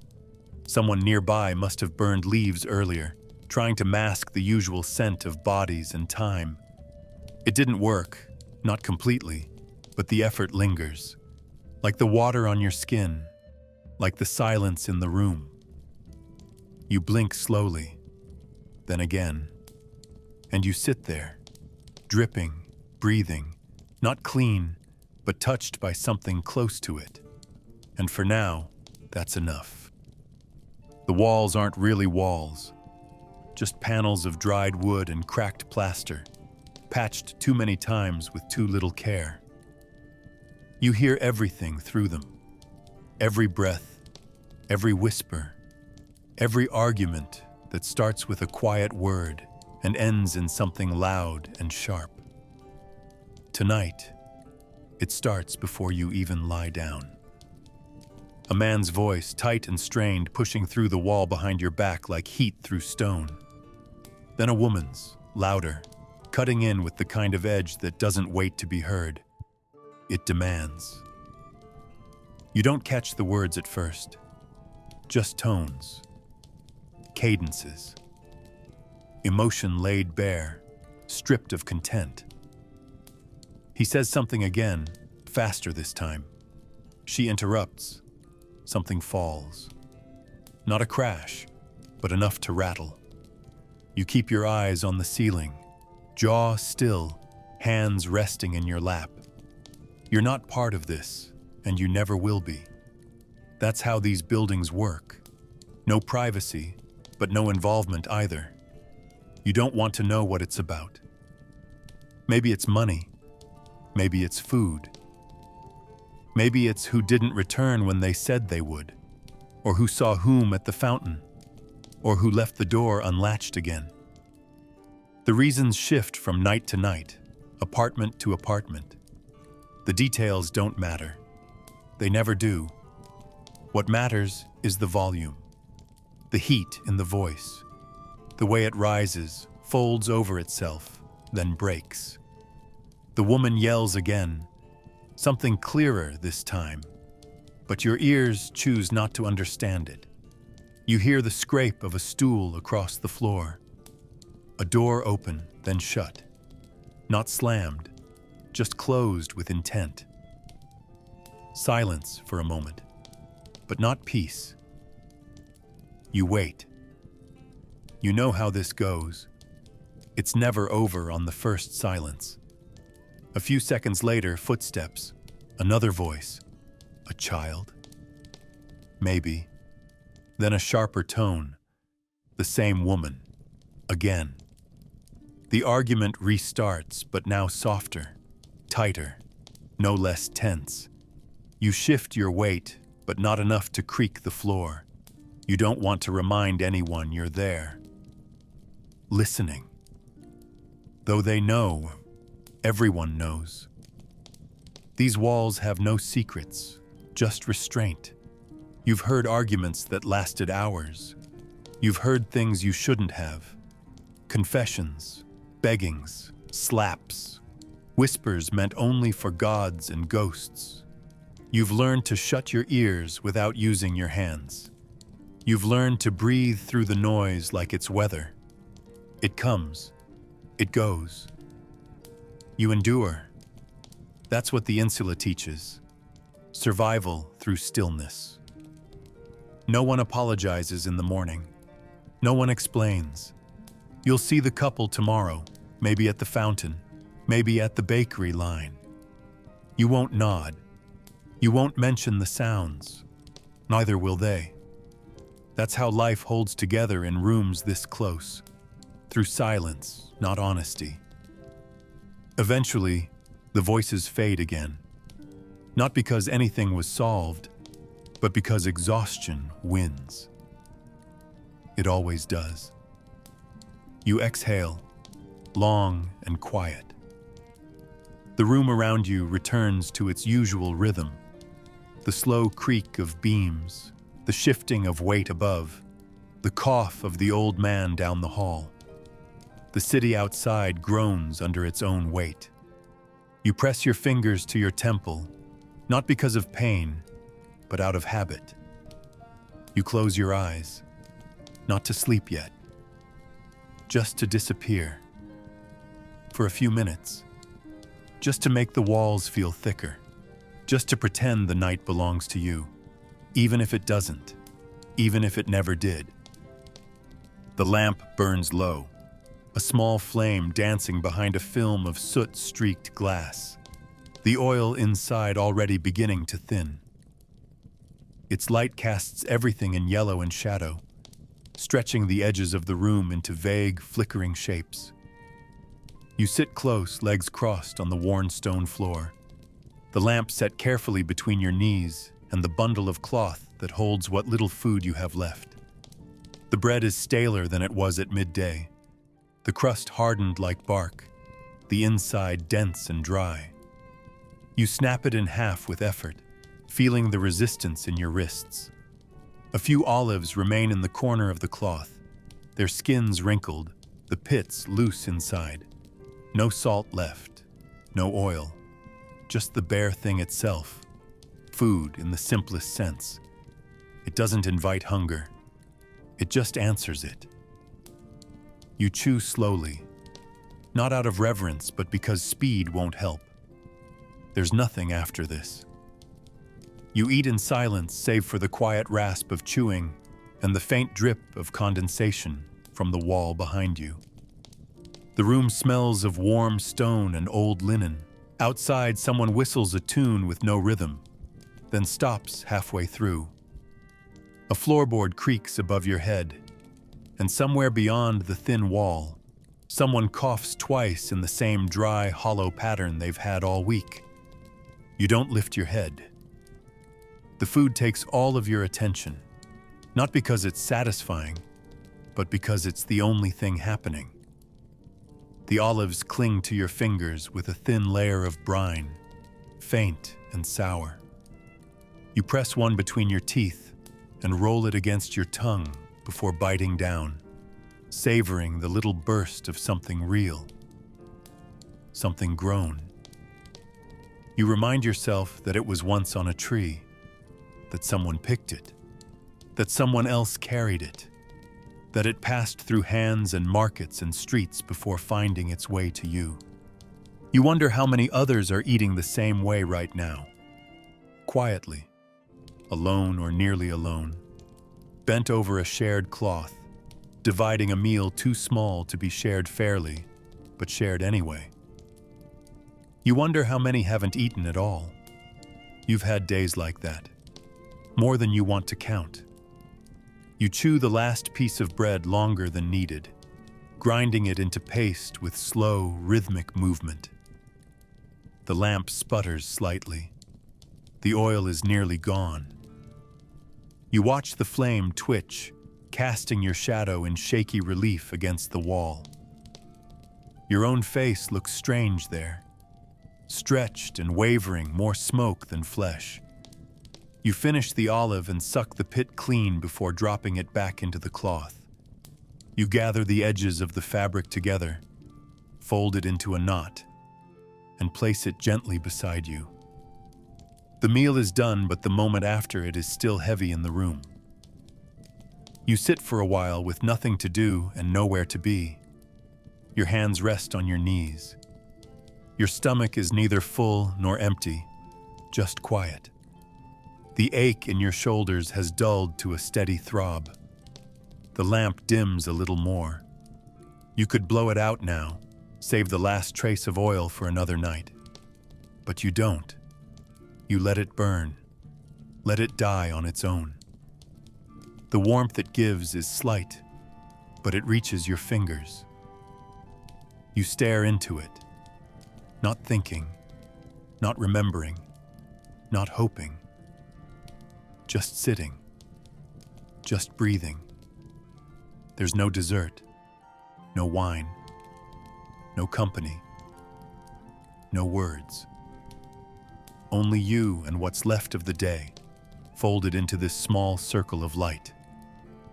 You don't smile, but you don't frown either. This is the shape of your evening, the end of the rhythm, the final, simple act before sleep.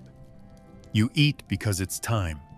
You sit because there's nowhere else to go, and you watch the lamp flicker, as if it's breathing too.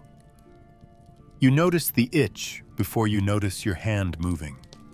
First one spot, the inside of your elbow, where the skin is thin, then another, lower on your leg, just above the ankle.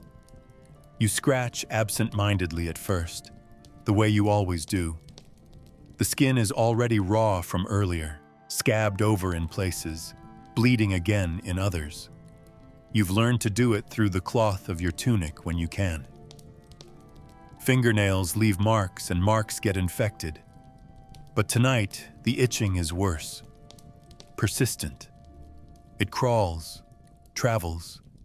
Your skin feels too small, too alive, like something is burrowing just beneath it. You rub harder, then stop, then start again.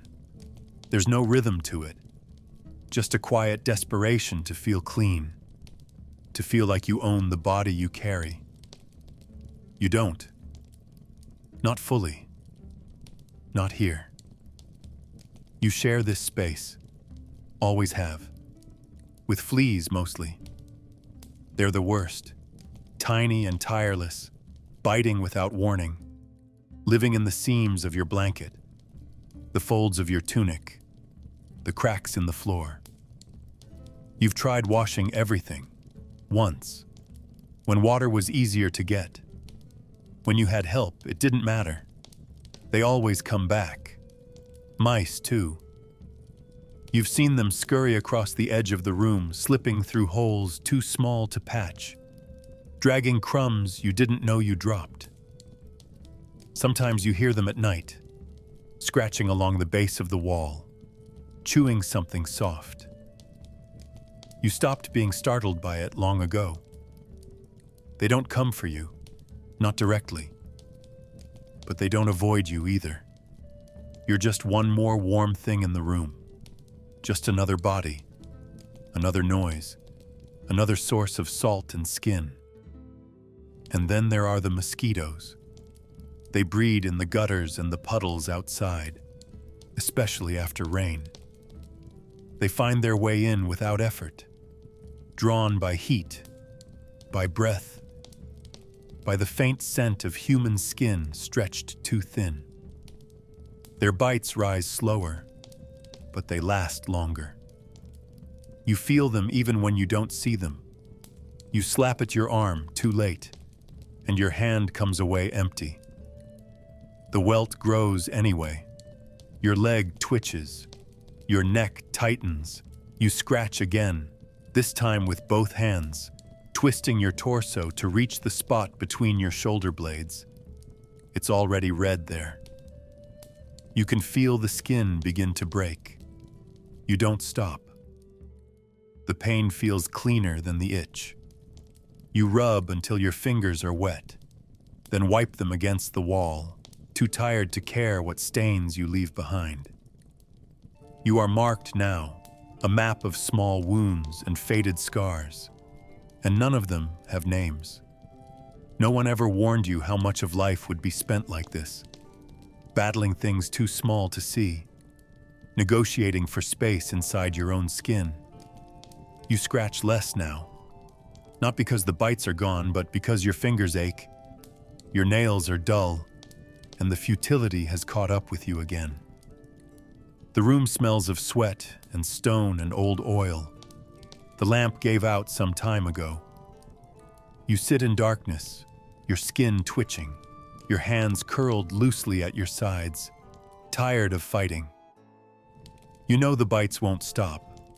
Not tonight, not tomorrow. Maybe not ever. You'll wake with new ones in new places, and you'll scratch again. You'll try not to bleed. You'll lose that fight too, and the cycle will begin again. Small, mindless, inevitable, like fleas, like mice, like men, all clawing at something, all looking for warmth in places not made for comfort. You lie down without hope for rest, and the itching continues. You lie on your side, knees drawn up, the blanket half draped across your hip, and stare at the wall so close it blurs. Your skin still itches, your mouth tastes of dust, and the room around you breathes with the quiet weight of others trying not to move. Sleep hasn't come, and you're not sure it will. So instead, you reach for something else, something soft, something far away, something beautiful, if only barely. You try to remember the smell of laurel leaves, not crushed, not burned, but fresh, clinging to a passing tunic one morning near the Temple district. The scent was sudden, light, alive. Not like the air here, not like the sweat or smoke or stone, just green. You held your breath when you passed it, trying to make the moment last longer. You think about that sometimes, when the air grows too still. You think about it now. You try to picture the smile from the woman at the market. Not someone you knew, just someone who caught your eye while trading figs for grain. Her teeth were crooked, her hair wrapped in cloth, her hands moving quickly as she bartered. But in that moment, she smiled. Not at you, not really. Just toward the space between you, as if something funny had happened a second before you arrived. It was gone before you could understand it. But it stuck. There was something easy in her face, something light. You imagine it again now. Try to hold the corners of her mouth in your mind, the shape of her laugh before it broke into voice. You don't know if it really happened like that. It was months ago, maybe longer. Maybe your mind softened the memory, rounded its edges, added warmth where there was none. You don't care. Real or not, it's yours. A scrap of fabric. That's the next thing. A piece of dyed silk, dark blue, nearly black, fluttering in a high window as you passed through a part of the city where people dress differently. The wind caught it, lifted it, let it dance for just a second. You saw it move, light as smoke, then disappear behind the frame. It didn't belong to your world. It wasn't something you could afford or touch or wear, but it existed, somewhere above you. You think now about how the light played through it, how the threads shimmered even in shadow, how something that small could feel like proof that beauty hadn't disappeared, only hidden itself, waiting for the right breeze. You wonder who lived behind that window, if they noticed the cloth escaping, if they cared, if they too were staring at it, wondering if it was real. And then silence again. The room presses in, and you feel the cold where your body no longer touches stone. You pull the blanket higher, let the memories settle into the corners of your mind like ash after a fire. They don't burn. They don't warm either. But they remain. Quiet. Faint. Yours. Or someone's. Or no one's. Maybe none of it happened. Maybe the smile was meant for someone else. Maybe the laurel was just street refuse. Maybe the cloth was only a rag caught in the wind. You'll never know. But that's not the point. The point is that you reached for something soft, and for a moment, you touched it. That's enough. You close your eyes, not to sleep, but to keep the images from fading too fast. You hold them in the dark, as if they might return, as if they were ever really gone. It starts as little more than a tremble in the air, faint, irregular, like something your mind invented to fill the silence.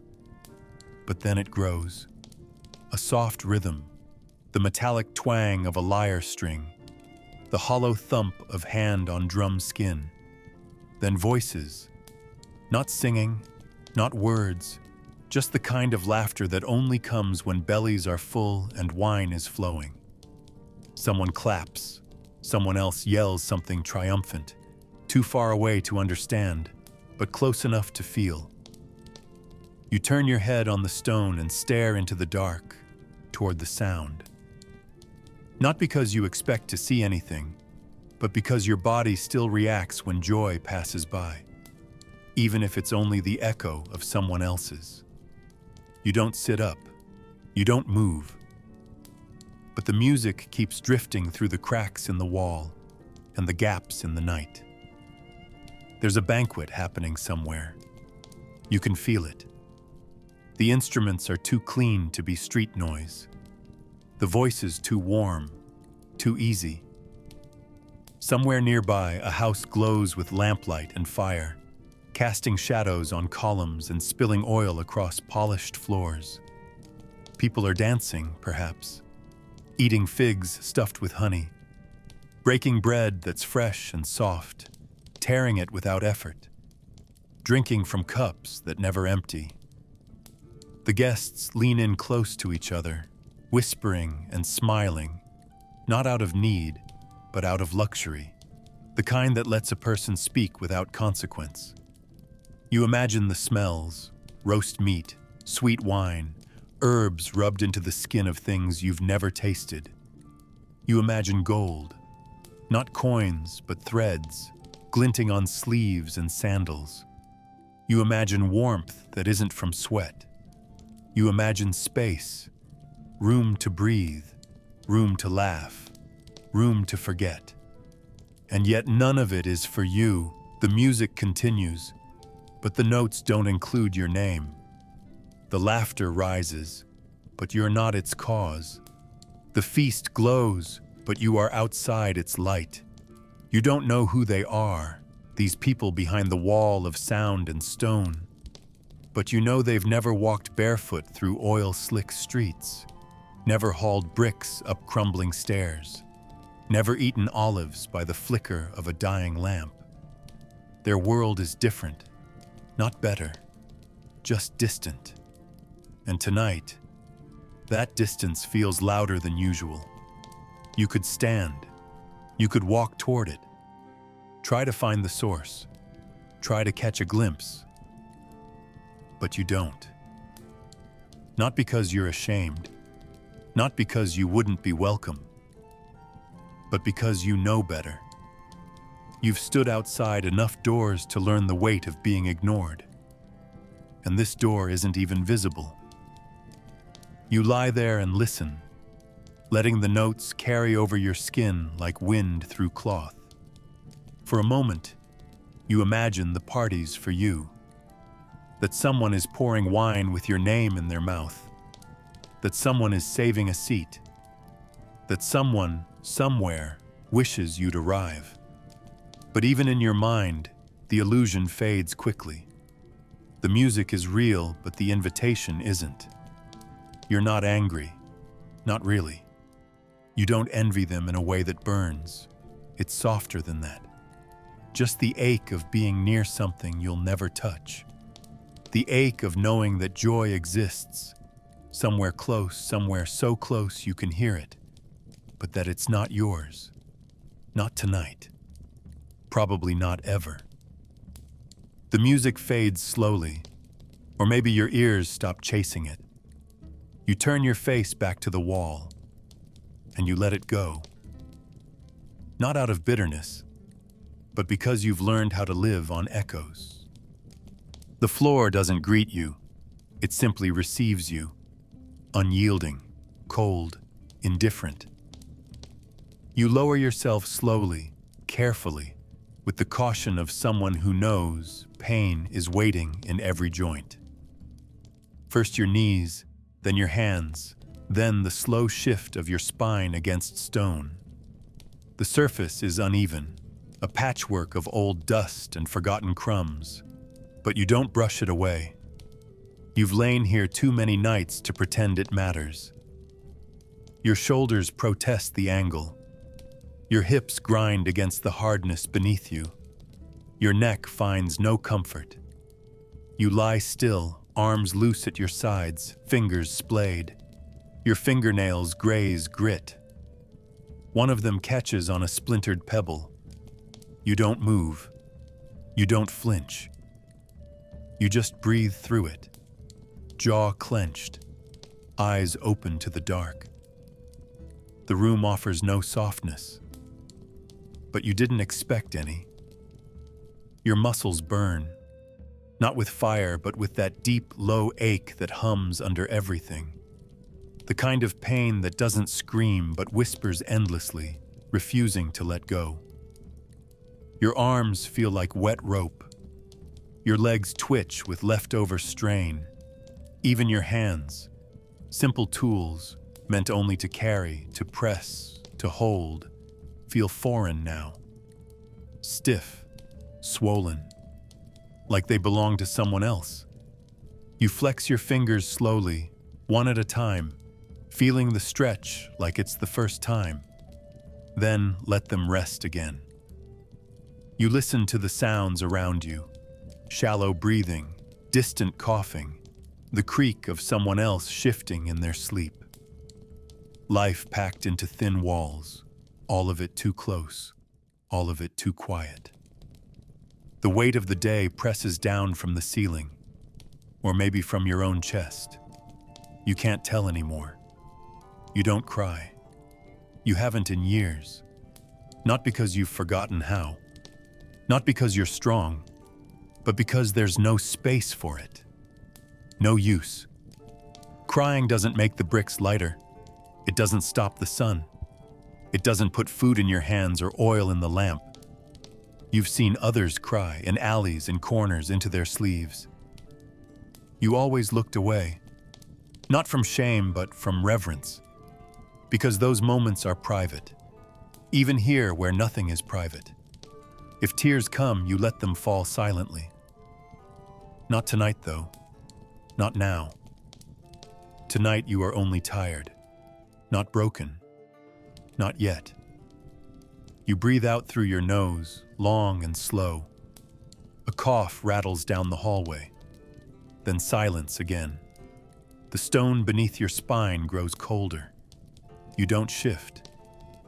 Movement would mean waking everything back up. Pain, memory, thought. Instead, you let yourself blur. Let the edges of your body soften in the dark. Let the ache become background. You imagine floating, not flying, not rising, just floating, low and slow, like a leaf that never lands.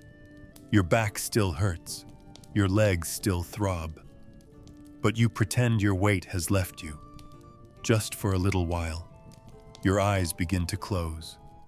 Not sleep, not yet. Just that gentle collapse of will, that surrender to darkness.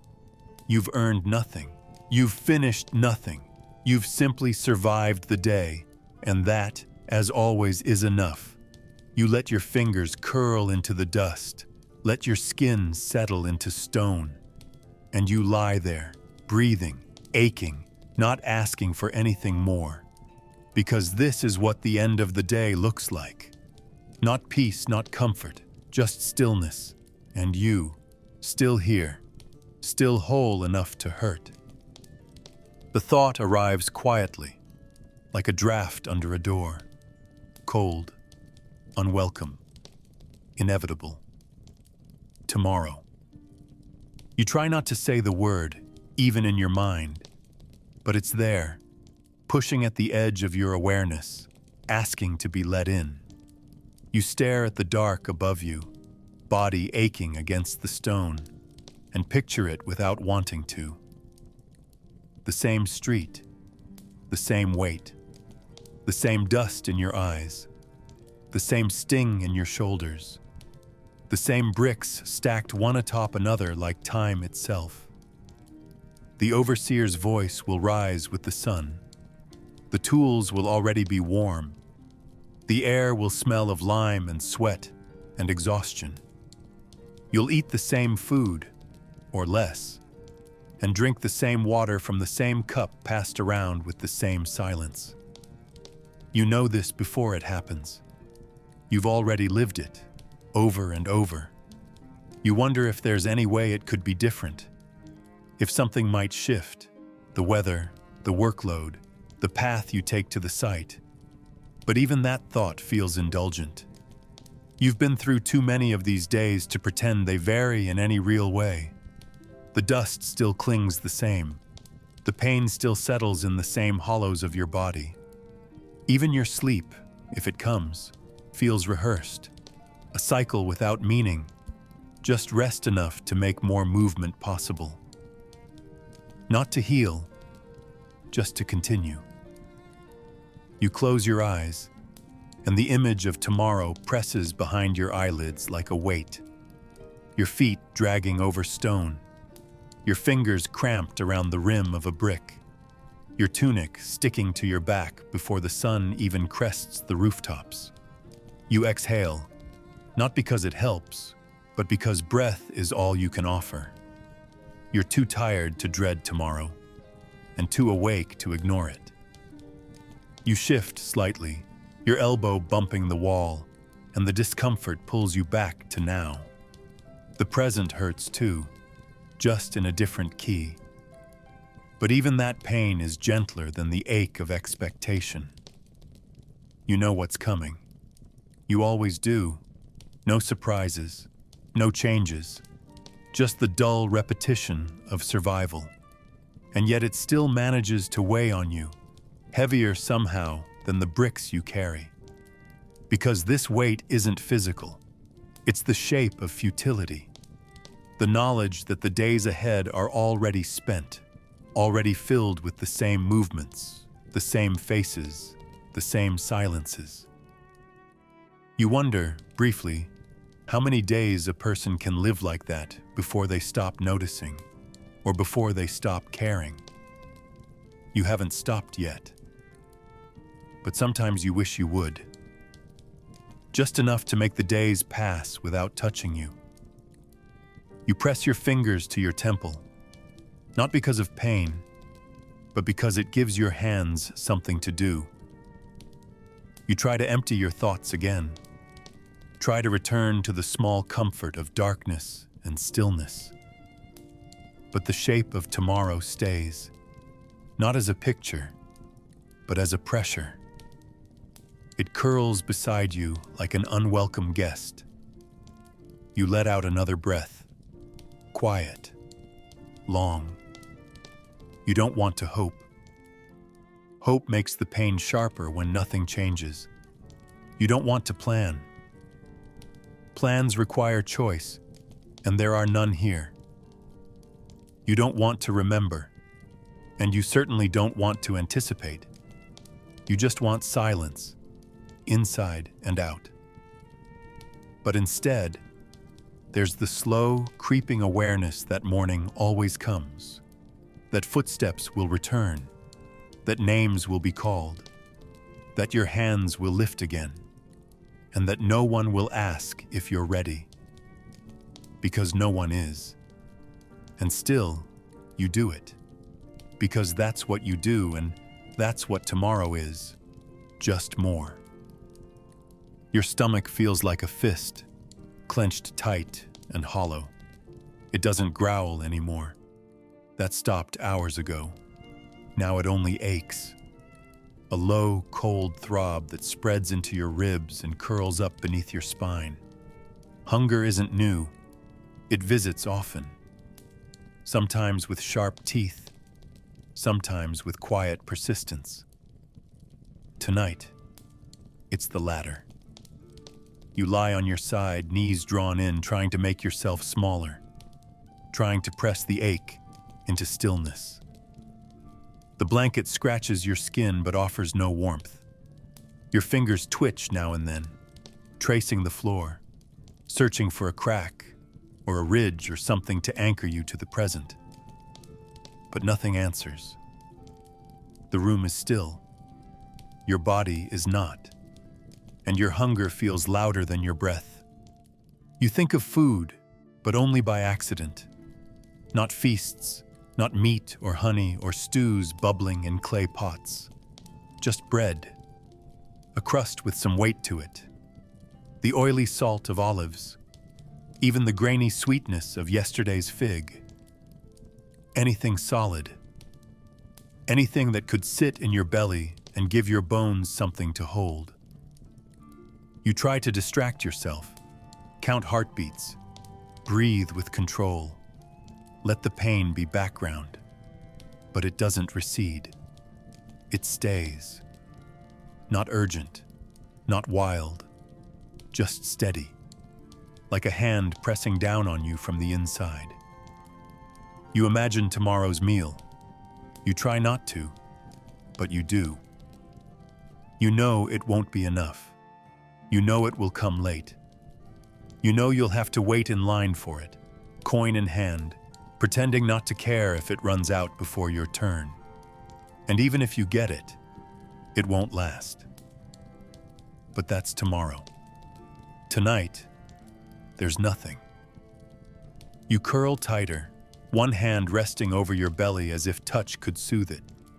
The muscles there feel slack and strange, as if your own body doesn't recognize itself. Your mouth is dry, your jaw tight.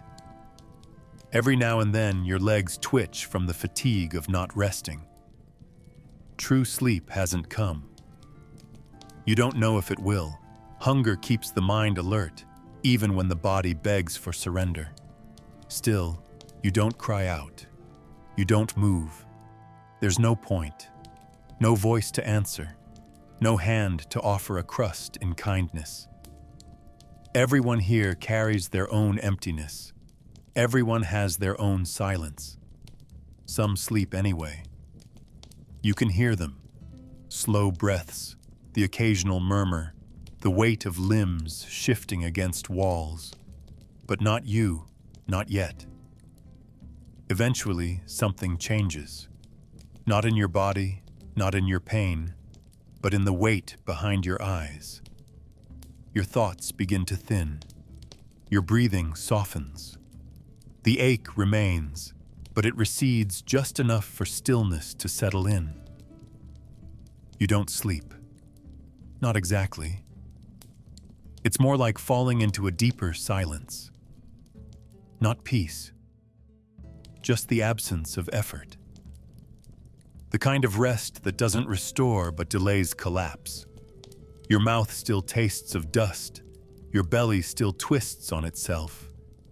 But your mind lets go. Not by choice, just by exhaustion. And in that surrender, you drift. Not dreaming, not hoping, just floating between moments, suspended by hunger, held by fatigue. The ache is still there. But so are you. Still breathing. Still waiting. Still here. And sometimes, that's all that remains. The first breath isn't deep. It doesn't signal anything noble. No renewal, no revelation. It just happens. Your ribs shift. Your chest rises. Your body pulls air like it always does. There is no choice in it. No triumph. Only function. You blink against the darkness, not because there's something to see, but because your eyes have dried slightly in sleep. Your limbs are stiff. One of your arms is numb.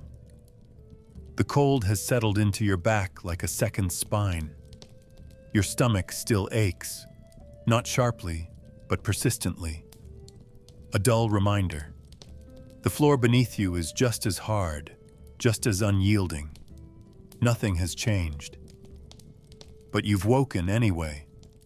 Not because you wanted to, not because you were called. Just because your body hasn't stopped yet. That's all it takes. Not purpose, just motion. Just breath. You lie still for a moment, waiting for something to shift. It doesn't. The room is the same. The silence heavy. The air stale. Someone coughs far off, then rolls over against the wall. You listen for footsteps, for voices, for the creak of morning, but none of it has started yet. This is the space between, not night, not day, just the edge.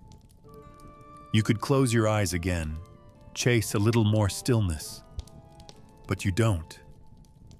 There's nothing behind your eyelids worth seeing. And sleep, what little you had, left no softness behind. Only aches. Only the echo of rest. You shift your legs. Your knees crack softly.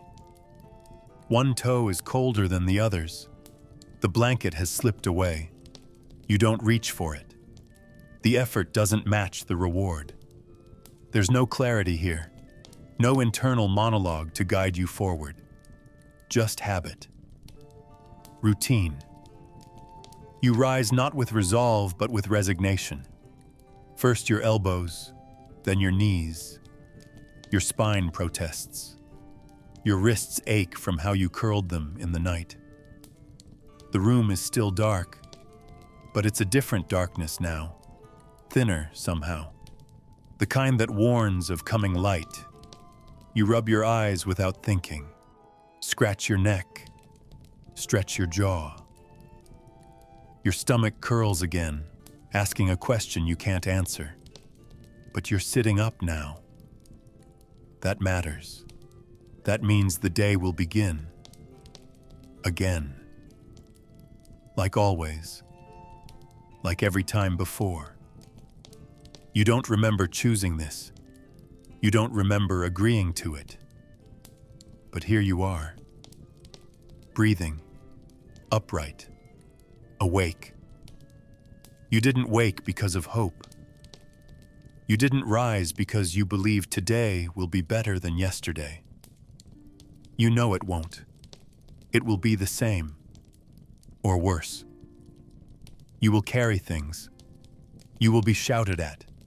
You will feel the sun burn your skin and the stones cut your feet and the hunger settle deeper into your bones. But none of that stopped you yesterday. None of it will stop you today. You woke because your body hasn't failed yet. And that's enough.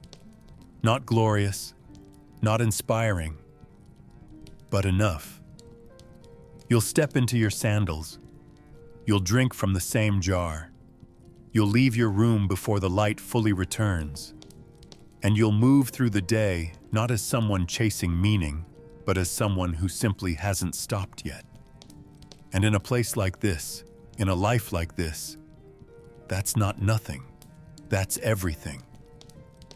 And so, that was your day in the Roman Empire.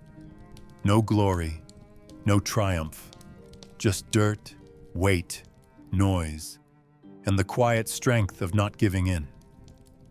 Now let it go, let your thoughts drift. The past is done and you are safe and still. Sleep well.